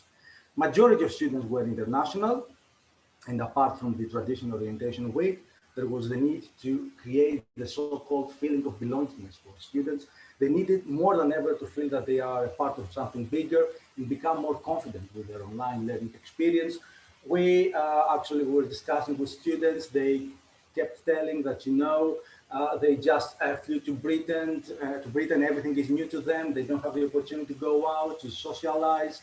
So we needed really to support them, not only academically, but on a personal basis. So sometimes we were discussing with students about other things, how they are doing, how they are dealing with the pandemic, if they had any issues, any problems. They keep asking. I think students want to go back to the campus. They keep asking, when are we going back? When are we going back? So they are quite anxious about it, most of them, right? So those are some important challenges that we had to deal with. If we move forward, Aaron, please, to the next one. Communication between academic staff and module team was another issue, especially for large modules with various seminar groups. We also had modules with, 700 students. So obviously, we are talking about a very large module team, right, teaching team, when, the role of the module leader was quite challenging there to communicate. And, we have to think here that some lecturers, some academics did not have prior experience with online education. So it wasn't only about the students, it was also about the academics that, they felt a bit uncomfortable with, the transition. They were very good lecturers, very, well-respected academics, but they did know little about little things and not many things about online education. So we had really to support each other there.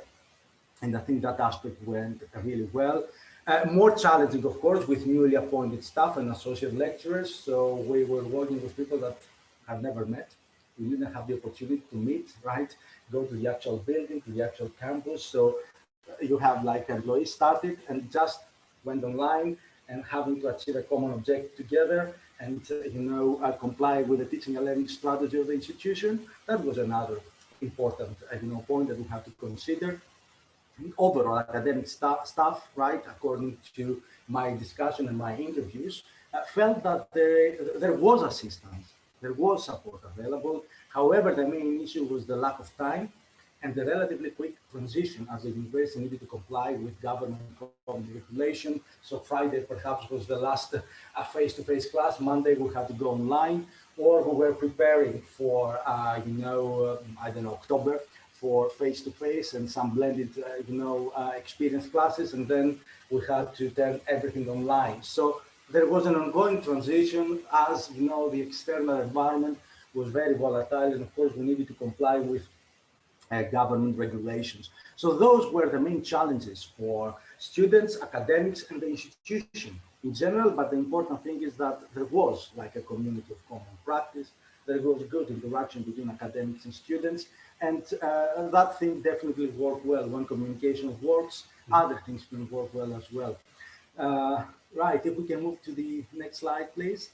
So Microsoft Teams as an engagement tool, it worked quite well. So we had extensive use of breakout rooms and engaging seminar activities. So we wanted students to communicate, interact, work together. We usually, we didn't have just the same rooms for every activity.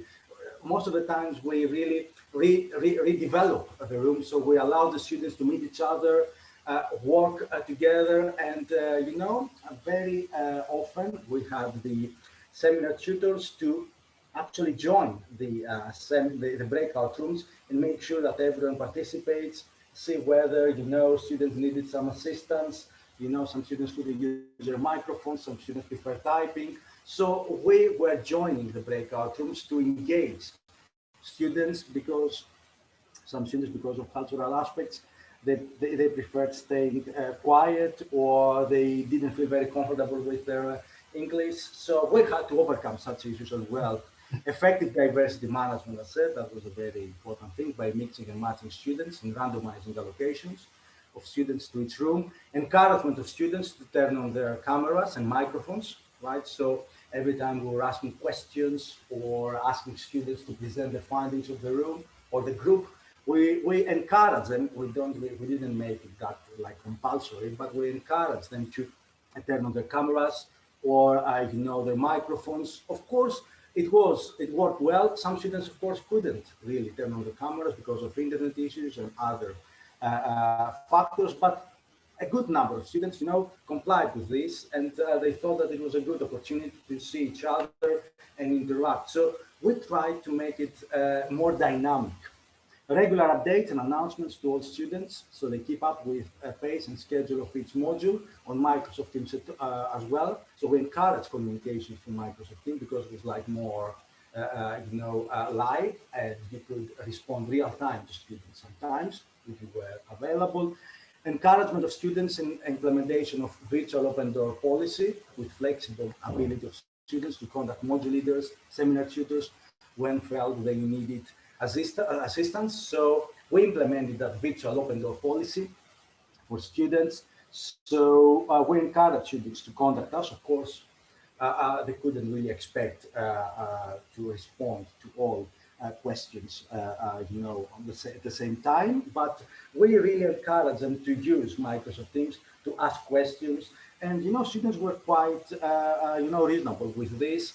We had questions, we had, some issues to resolve, but that communication through Microsoft Teams, it was more effective than, exchanging emails. That's the experience, not only from my experience, but from what colleagues said.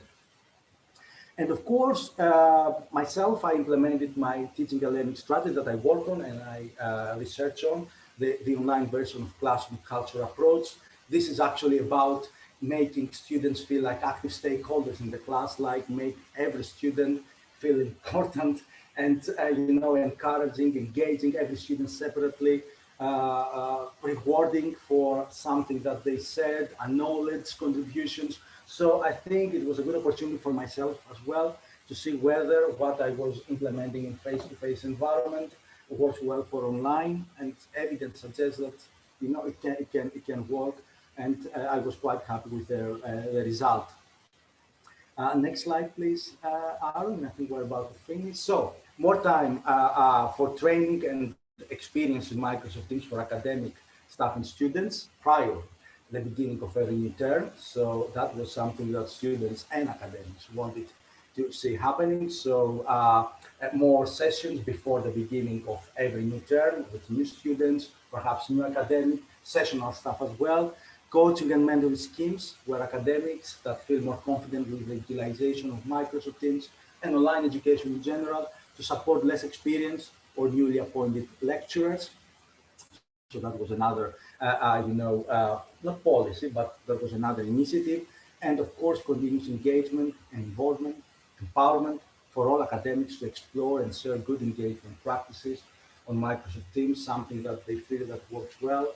Right, it was, there was always a communication channel. It was always a channel available for academics to share their views and, share good practices.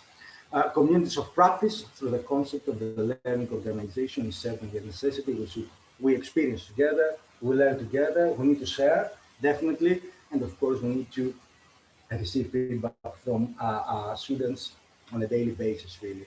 Every time we have a session, a seminar, a lecture, we should really keep asking students if things go well, if there's something that we need to improve, something that we need to support them with. So ongoing communication between academics and of course students and academics, I think was a very, very important aspect. So I don't know, Aaron, if you would like to conclude, or would you like me to conclude? Oh, I can do that if you like. This is a collective conclusion from each of us. We put it all together. And as we all know, so COVID has changed the way students learn across the world. It's now much more of a hybrid approach, and we don't know what's going to happen in the future, but online will no doubt have a prominent role to play. And it's becoming the new normal. So your online education now is becoming very, very common for both academics and for students. And the key really from a student perspective is to really maximize their experience, to try and make it as lifelike as possible so they can really get out as much as they can from an online virtual environment as they would do in a face-to-face class. And we all agree from our research that Microsoft Teams does have a lot of potential. It can be leveraged to make the situation happen. And overall, academics, we have, we found it challenging in some cases. I think some institutions, or the institutions we've discussed today, have performed better than others. But as academics, we've all adapted in different ways, but we need to continue to adapt to make sure that we really provide the best service that we can. And to do that, as Konstantinos mentioned, effective communication is really important.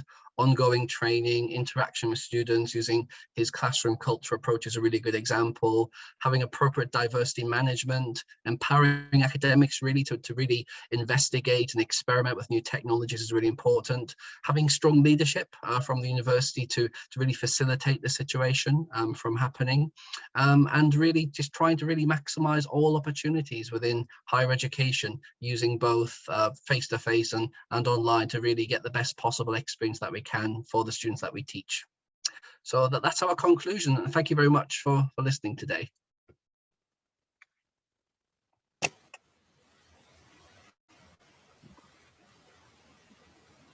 I'll try and stop share now. Well, thank you very much for this fantastic presentation. Lots of insights and very comprehensive research than we can see here on such a looming topic. And it was very interesting to know how universities are responding to this changing learning environments. And the question I would like to ask the authors is, from the students' perspective, how do you think are students adapting to these changes? And maybe if you can point out a few factors that you think determine how well they can adapt to these new innovations. Do you want to go, Konstantinos, as you're the lead? I can help if you like. Thank you for that interesting question. So obviously, students, they need ongoing support, definitely. They are going through a painful change. They are going through a painful transition themselves. The majority find quite challenging to adapt to the new environment, to the new requirements. So the success factors, right? Ongoing support. We have, if we were to support students one time in the face-to-face education. Now we need to work harder. Now we need to respond to all their questions, to make them understand that we are there to support them, that we are there to answer any questions, and of course to maximizing their learning experience. The students' feedback, from what I understand, they really value immediate responses, right, to their questions. They really value immediate response when it comes to questions that's technical aspects. How do I join the right seminar? How I monitor my attendance? So there are new things. Everything is new to them. So according to my experience from Institution 3, because we had more students coming from abroad, studying in the United Kingdom, so they need a lot of support because everything is new to them. So this is the critical success factor: ongoing support, ongoing interaction, communication. Of course, creating very, very clear assignment briefs, right? Make it very explicit what we want.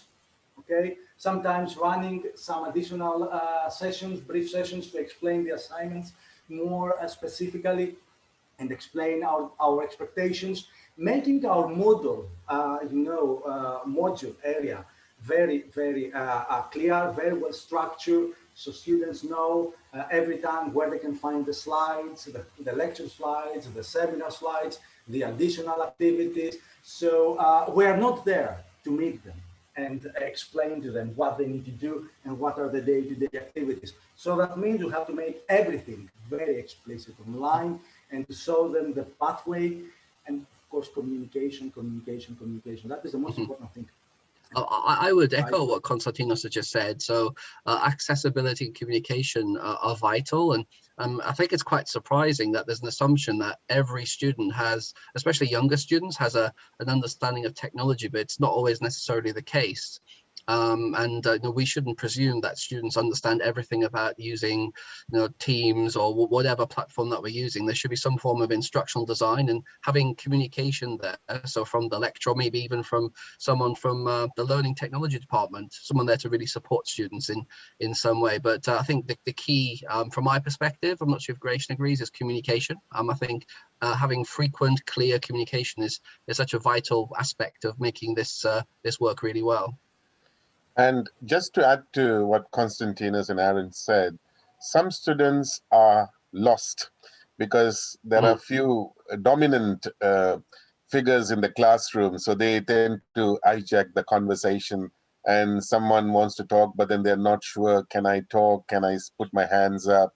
So things like that. So sometimes that's what breakout rooms do help to get everyone to speak. But again, time is another challenge because the sessions have been shrunk to an hour, so we don't have much time to, and that's what, like as Aaron said and Konstantinos said in their research, what they found was having a limit to the classroom of 30, but then not many universities are able to have that limit because of logistical reasons.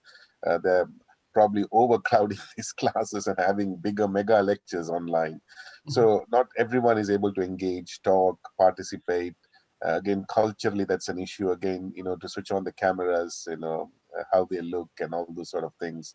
So these are some of the challenges students are facing. So this is what I want to say. Thank you very much for the answer. And I totally agree. And I think it's very important to always think about the preconceptions that we have and then how they actually unfold in reality. Thank you very much. We're moving on. Thank you. Thank you. Thank you for the Thank you for having us. Enjoyed it. Thank you very much again, Konstantinos, Aaron, and Gratian, for this very insightful presentation indeed. And we look forward to your paper and to read your thoughts on this particular topic. towards the end, and we have the last presentation. And I would like to welcome back Dr. Michael Williams, who is the Dean School of Business and Management at the Thomas Edison State University in Trenton, New Jersey, as well as Dr. Tammy Moser, who's joining us. She's Chair, Professor of Pharmacy Administration, Coordinator, Center of Excellence in Pharmacy Leadership, Innovation and Quality Outcomes at the Southwestern Oklahoma State University. And they will be presenting a joint paper on business education in the era of COVID-19, a catalyst for personal, professional, and organizational transformation. So Michael and Tammy, you have the floor. It's a pleasure and a privilege for us to be here. And before I introduce myself and Tammy introduces herself, had the opportunity to deliver the keynote this morning and listen periodically throughout the morning. And what is so powerful is the power and potential inherent in this group. What we are going to share today, frankly, everyone has touched on much of the work that we have done already. So this presentation, it turns out, will probably be more summative. At the same point, we have some ideas that we think will sort of couch or frame some of the good work that's already been done. And I just want to mention, as I've been listening, jotting down themes, a few themes have come up that in my own research, as well as the speaking I do abroad, that we're hearing about an adaptation and about adoption, about challenges, about change, about the educational relevance of what has been done to career and workplace readiness, technology and learning platforms, that the idea of what has emerged is, frankly, emergency technology teaching, which is a concept we'll go over today, which is really a new remnant of the pandemic, and this idea of moving from pedagogy to andragogy, because we're dealing with adults. That said, my name is Dr. Michael Williams. I'm the Dean of the School of Business and Management in Thomas Edison State University in Trenton, New Jersey, which is a little bit outside of New York City. And I turn to my good colleague, Dr. Tammy Moser, and ask Tammy if she would please introduce herself. My name is Tammy Moser. I'm the chair of and a professor of pharmacy administration. I'm the chair of the Pharmaceutical Sciences Department at Southwestern Oklahoma State University, which is in Western Oklahoma, which is in the middle of the United States. So there we go. With this in mind, I'd like to move forward and begin to, frankly, summarize or frame some of the work we did. This morning, I brought this idea to the fore, that the idea of the hermeneutic spiral is we may find ourselves in the middle of this right now. The idea that it refers to that the idea of one's understanding of a whole is established through its individual parts, and one's understanding of each part increases the reference to the whole. And as I listen to the presentations this morning, and as I speak to people around the globe, these pieces that we're all finding, anywhere from the power of the last presentation of, frankly, re-engineering or reimagining how we teach, the necessity and of technology, the cultural context in which we find ourselves in, this period during COVID and in a post-COVID-19 environment is like no other in higher education history. So we have the opportunity here, frankly, to frame this in such a way, perhaps working from the inside out, through its parts as well as from its whole. So we move forward with this idea of the hermeneutic spiral. Let me share with you what we're going to do briefly today. I've invited Dr. Einstein to come and speak with us briefly. We're going to talk about the perceptions and conceptions of business education, how we've been called to change, the impact on livelihoods relative to the WHO, 6 trends, which I think you'll find dynamic, and then we'll end with Mr. Churchill. And there's some slides, I'll mention this in this presentation. Anybody who wants to have the deck, please email us and we'll send it to you. I provided more slides in the deck than we're going to go over today. So as a resource, this may be helpful to you. And Dr. Einstein joins us. Dr. Einstein says that the Research Conference 2021 Challenges and Prospects for Business Education in a Post-COVID-19 World rocks. And you've been doing this all day long from all over the globe. And I congratulate you, as well as Dr. Einstein does, for really caring about what happens to higher education as we move forward. And then we look at this. What is this? Does this look like your view of business education in a post-COVID-19 world? where do we start? What do we do? So all these where and what questions are emerging. And what comes to mind is a sociological context that is the idea of making the familiar strange. And by making the familiar strange, we are all educators. We're pedagogues, we are authors, we're researchers, etc. And what we know familiarly of many of us could walk into a classroom and almost deliver lectures asleep. Even though you wouldn't want to do that from a habituation point of view, we're trying to make something so familiar to us strange. And by strange meaning, we are deconstructing and re-engineering what we do, reprioritizing, reorganizing. It's suddenly becoming strange to us again. So this is an opportunity to reimagine and reinvent from a philosophic and practical point of view. But as we've heard today, in practice and on the ground, everyone on this call is inventing and finding new ways to cope, because from the pandemic, online education specifically, and some of the new strategies of andragogy that we are forming, it is now, online education is not a pilot anymore. It is proven. So this is a significant change from pilot to proven. It changes the employer-employee contract. It changes a variety of things. We are in a new world, as everybody on this call has said. Dr. Moser.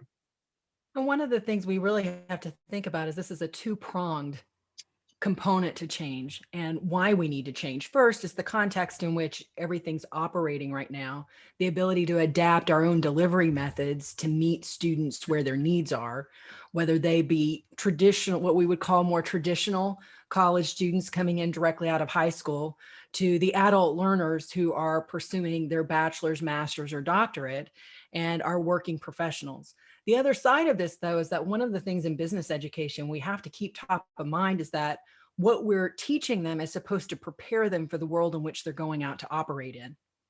And with that in mind, we have to consider the fact that the way in which business operates is shifting as well. Because of these pressures, because of this post-COVID-19 world, whether they go into offices or not, is shifting. How they're communicating in teams is changing if they're not live in that situation. So it's not just a call to change because our delivery methods need to adapt to this changing environment, but it's also a call to change to prepare our students to work in this adapted environment in the businesses that they're moving out into.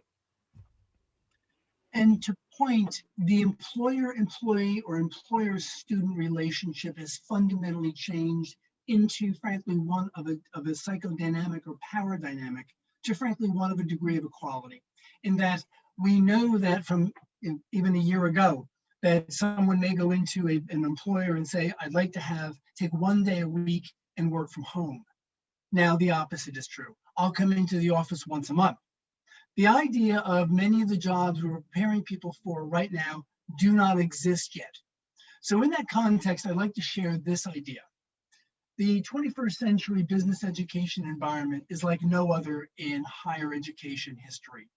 The COVID-19 pandemic has forced schools of business and management worldwide to change radically and change immediately, anticipating and addressing the needs of students, as we've heard today. Markets which frankly are requiring new activities and different knowledge, competencies, and skills from students, and employers that are evolving. Employers are now also, like us, evolving, and we don't know what they will come up with. Yet, this is all still unknown. Business school and industry leaders are beginning to collaborate and innovate together, redesigning business education for professions and professionals. They may emerge in a post-COVID-19 global environment, and this is critical in as much as the professions are changing and the professionals linked to those professions are changing. This, to Tammy's point, is a double-pronged, bifurcated orientation. And the idea of global environment, typically different kinds of tragic examples happen at different places. This is global. In this may, and I'll speak to this later, this may be the end of the international student orientation. Visas may no longer be necessary. The scope and intensity of change associated with the COVID-19 pandemic is challenging business schools of all types to relentlessly reinvent themselves in order to survive, compete, and sustain. The competitive landscape is changing. And in that changing, the distance education, the new orientations to andragogy will in fact enable organizations, schools that have not been potentially as competitive suddenly to be more competitive. Tammy. And in terms of how it's impacting both livelihoods, health, food systems, the World Health Organization has put out some information. But, you know, when I look at this and we think about the numbers we hear worldwide and within the countries we're in, it doesn't really even come close to communicating the overall negative impacts that this has had on individuals and in students and businesses and livelihood. I think one of the things that these statistics really highlight is that each of our students in our education system are faced with unique challenges because of this particular time and the impacts of COVID in their communities and in their families. And while we seek to, I hate to use the word reinvent, but adapt how we do things, we cannot forget that there are other stressors on them that's a part of this that we need to also consider when we're designing our classes and really helping them understand how to communicate and connect in these more online and physically disconnected systems. In other words, it's not just in our business education that that's going to be something they face, but now we know in their everyday life, in their organizations, they may have this same kind of physical disconnect. And being able to learn how to integrate and communicate and collaborate with people in these different types of systems can also help us deal with some of the social issues associated with this type of disruption.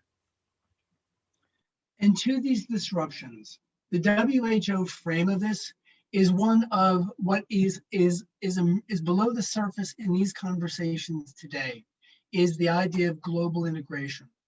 It's easy to talk about, and there are pilot programs to do it. But frankly, we have been thrust into an environment that has been at once incredibly demanding, tragic, and frankly, we've needed to survive. While dramatic to talk about, the truth is what's actually occurring on the ground. And I can tell you, and this is purely to Tammy's point about where we live.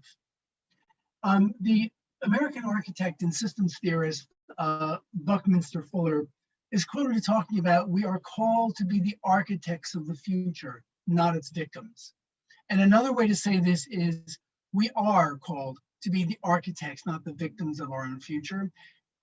People on this call today have already got a head start on instructing employers, schools of higher education, secondary education, elementary education, how in fact to reinvent who we are. It may seem too dramatic and too total, but we all understand that in 20 or 30 years when we're not here, the impact of this event will still be felt. In the United States, where Tammy and I are located, the socioeconomic carnage of this catastrophe has been felt, such as up to June of this year, 600,000 people have died. 23 million Americans are receiving types of unemployment benefits, which are absolutely unheard of. Agencies and governments, both federal and local, are mismanaged. The fragmented messaging has negatively impacted all aspects of the pandemic. So the question is why?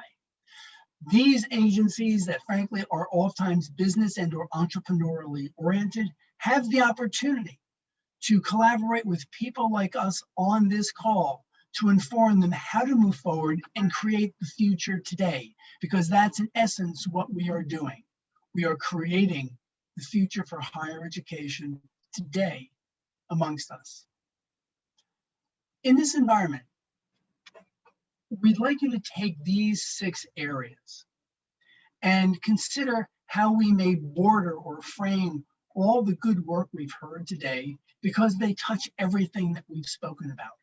These happen to be trends in our own research that we publish about that are continuing to emerge. Some seem old, but some things that are old are now becoming new again. So for example, institutional mission and purpose, the idea of who institutions are, who we are as educators. Do we remain who we are or change?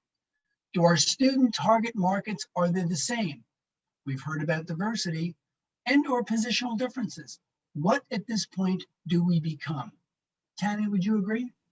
I would, and I think that this is not just for business schools, but for universities as a whole, the alignment of the mission and purpose, and really thinking about who they're serving now and what those students need. The traditional ways of doing things may not work anymore, and that mission should drive some of these changes and their purpose in the environment. So the idea of making the familiar strange, the purpose of a university may change, and I can assure you that we're in conversations with a number of institutions who are in the process with their boards of amending their mission and purpose statements. 2, distance education, a pariah, pilot, or proven. The idea is being a pariah at one point, it was seen as a distance education will never make it. Suddenly we've piloted in little ways before the pandemic. Now, to comments we've heard today, it is the primary source of education. So, distance education to dominate or integrate instructionally into what we currently have. What will its role be? Tammy? And one of the things about, if there's a positive about COVID-19 to me, it's that many faculty that have fought against distance education, providing things online, were really forced to think through how they needed to adapt their material to do this and how effective it could be to continue to move forward. Now, did all of them do that? No. Did all of them do it well? No, but it moved more of the faculty in that direction because there was really no choice but to do that. And I think that has some positive impacts in the discussion surrounding the viability of distance education. And to number 3, instructional and course design modalities, I will turn to my colleagues on this call because frankly, your depth and breadth of your expertise is so evident. What I'd like to mention are really 2 things. This notion of technology-based and multi-device education. One of the outcomes of the pandemic has been emergency remote teaching. And there's increasing literature about this experience. Was emergency remote teaching a stopgap? Is it an opportunity for institutions to learn what we've done and have that as a strategy where if something happens again, they can go into that? Or is remote emergency teaching something that now needs to be integrated into a new formality of education and frankly, form the basis of who we become? So technology-based, multi-device, location delivery, education, anytime, anywhere, I think is now articulated itself and it's actually here. And the last thing before I turn this over to Tammy, the idea is that semester course frameworks, I'm not going to talk about what should or should not happen, but increasingly the emergence of micro classes, 2 and 3 week classes, 24-hour instructional schedules, AI-enabled education, badges, mobility badges, different kinds of ways to structure education seem now to be having more conversation towards viability. Tammy? And this really connects back in my mind to the institutional mission and purpose. Who are we trying to reach? How do we need to reach them? What is their need in their particular environments? And then how can we best meet those through instructional and course design modalities that are now expanded beyond what they've been in the past? And some of it at little expense. I mean, in the past at a university level to invest in some of the learning management systems, it's very expensive. But now we have opportunities and options that are not as expensive, but provide opportunities for students. Agreed. And number 4, the scholar practitioner academic experiential model. fancy way to say this. The scholar practitioner model has been, frankly, it's a practical psychology model. It's been around for a long time. However, the idea of scholar practitionership raises again this notion of the alignment, to Tammy's point, and relevance of the current educational system, the delivery of that education to the incremental and also evolving needs of employers. If you look at some of the recent work, at least in America, the Gallup polls as of last year, approximately 78% of students who are going into higher education are doing it for one of two reasons. One, to get a good job, and two, to advance their career. And that is across the board. So the idea of the scholar practitioner model suddenly brings in the idea of competency-based education, bifurcated credits, and prior learning assessment, i.e. giving credit, college credit for those experiences that are viable to college credit, which has been poo-pooed for a long time. Many schools are starting to do it, but now, given where we are, these things have emerged as a viable competitive force to the traditional academic award. Tammy? One other element I would add to that in terms of really trying to embrace the scholar practitioner model, I think really comes down to the actual instruction given in the classroom and tying the assignments and content directly to experiences and asking them to use those experiences, which is not a new concept, but I think putting it in the context of the scholar practitioner model and allowing them to actually advance further in their thinking about topics through purposefully having them make these connections, this really starts to advance their education. Agreed. Two more. Continental, cultural, and constitutional educational access. We're developing a paper on this right now. And the idea of cultural plurality, international studentism, and the one university model. In our work, we have been collaborating with colleagues in countries we've never thought we ever would. The network of scholarship and engagement is just grown exponentially. And to my earlier comment about international studentism, at this point, given the access that people have, there's no reason why, but there could be reasons why, but no reason why joint enrollments can happen between multiple universities, multiple times, in multiple contexts. So this idea of the one university model, while some people say it'll never happen, we're knee deep in it. And it's a new model of plurality that I think the pandemic has framed as a possible reality. Tammy? This also adds, just in the classroom and with business education itself, the idea and availability of deeper discussions in cultural competency, which when you start making these connections, but do it with students in the classroom that are located all over the world, all of a sudden that becomes, there's much more richness and depth in the cultural competency conversations, which can only help once they move out of the classroom and into practice. Agreed. Number 6 is one of my own passions and bias, and this is the notion of transitioning the concept of lifelong learning to learning lifelong. At this point, we have up to 6 generations in the current workforce, 6. In that each of these generations, from Generation Z, etc., have different kinds of competencies, characterological orientations to them that we define and frankly segregate them by that. At the same time, the idea of having somebody have multiple careers, I think this idea of lifelong learning, the pandemic has said that no longer is viable. If we are in a position where we theoretically can be in the workforce for 50, 60, 70, and at some point pushing that in years to come, that it won't be careers, you'll be coming on and off the highway of education for decades. So that's a matter of learning lifelong and really becoming more focused on becoming an interdisciplinarian.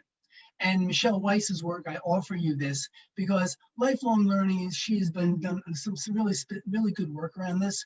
And I think redesigning higher education and developing more resiliency, flexibility, and efficacy in a time of disruption is something that is really is in the center of this book, and I would recommend it to you. Tammy?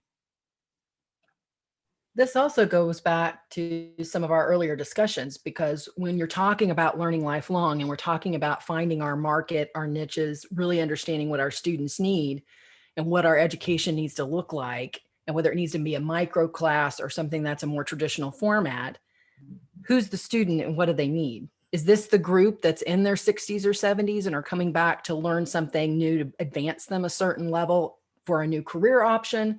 Or is this brand new in the marketplace, if you will, for jobs and career building? And so I think this is something else that can be really thought through in terms of how you are setting up the education system to actually work for these types of learners. And thank you. For these 6 areas, these 6 trends, of course, if you wish the PowerPoint, we'll be happy to send it to you. Given time, there are some slides I'll just briefly show you, which we're not going to go over today, but a future business model, which I think you may find interesting should you choose to.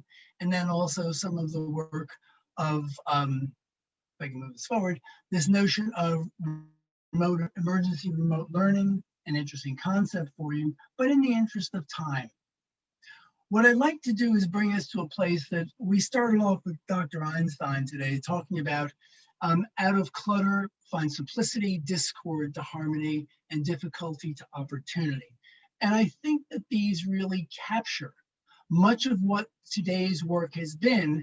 And when we add to it this notion of the difficulties mastered are opportunities won. The idea here is as we move forward, we're in a position to take the learnings that we have today in this work that we've done, be in a position where the COVID-19 has provided us with an opportunity that has been unforeseen and also, frankly, unwanted. In that, we speak about this notion of what I was going to show you until the slide went crazy, is that Winston Churchill, in his 1940 address to the mayors, said, "This is not the end, nor is it the beginning of the end, but perhaps it's the end of the beginning. This is not the end, nor the beginning of the end, but perhaps it's the end of the beginning." And it's our hope that we take some of the learnings we have from this conference and this call and apply them for what's actually going to happen for jobs that don't yet exist and for the future that we are creating today. With that in mind, we thank you. We thank you very much for being here with us today, for working with us as colleagues. We thank Sudha for his guidance and an imaginative way to bring this leadership orientation together. And with that in mind, we wish you well, and we will take any questions that you might have. Thank you very much, Michael, as well as Tammy and Michael, for the kind words. Fantastic presentation. I think we have a question from Juan Berguno. So you can just switch on your microphone and ask the question. Oh, sorry, no, I just was looking at reactions, and I was sending them a round of applause. Okay, that is an applause. Yes, that is an applause. Frankly, Dr. Williams and Dr. Moser, I think your presentation was outstanding, very optimistic, very proactive, and most of all, with an incredible common sense, you know, and absolutely. So congratulations, okay. That's it. I would echo that too. More than after the presentation, I don't have any question. It's more that I need to reflect on. There were many points, and both Dr. Moser and Dr. Williams, if you would be kind enough to share your presentations with us, and we will keep this conversation moving. I just had one small clarification. If you could just shed some more light on this concept of the one university model. The One University model is coming out of the work of the Disruption Corporation, which was Chris Christensen's at Harvard. And what this is given that, very simply, both physical and electronic technology boundaries are being just demolished. There's no reason why people can't communicate unless governmentally or otherwise they are going to, they're not going to let them. However, the One University model says that consortiums, the thing of the 1970s and 80s was a future-looking idea where you would have Harvard, MIT, and University of Massachusetts working together so a student could take courses everywhere. Why can't we have a student take courses at 23 different universities around the world? Why can't they be in a course with each of you in your institution? Granted, there are operational challenges. Granted, there's a lot that would have to be worked out financially and otherwise, but think of the opportunity. I could learn 3 other languages. So the idea here is the one university model is gestational.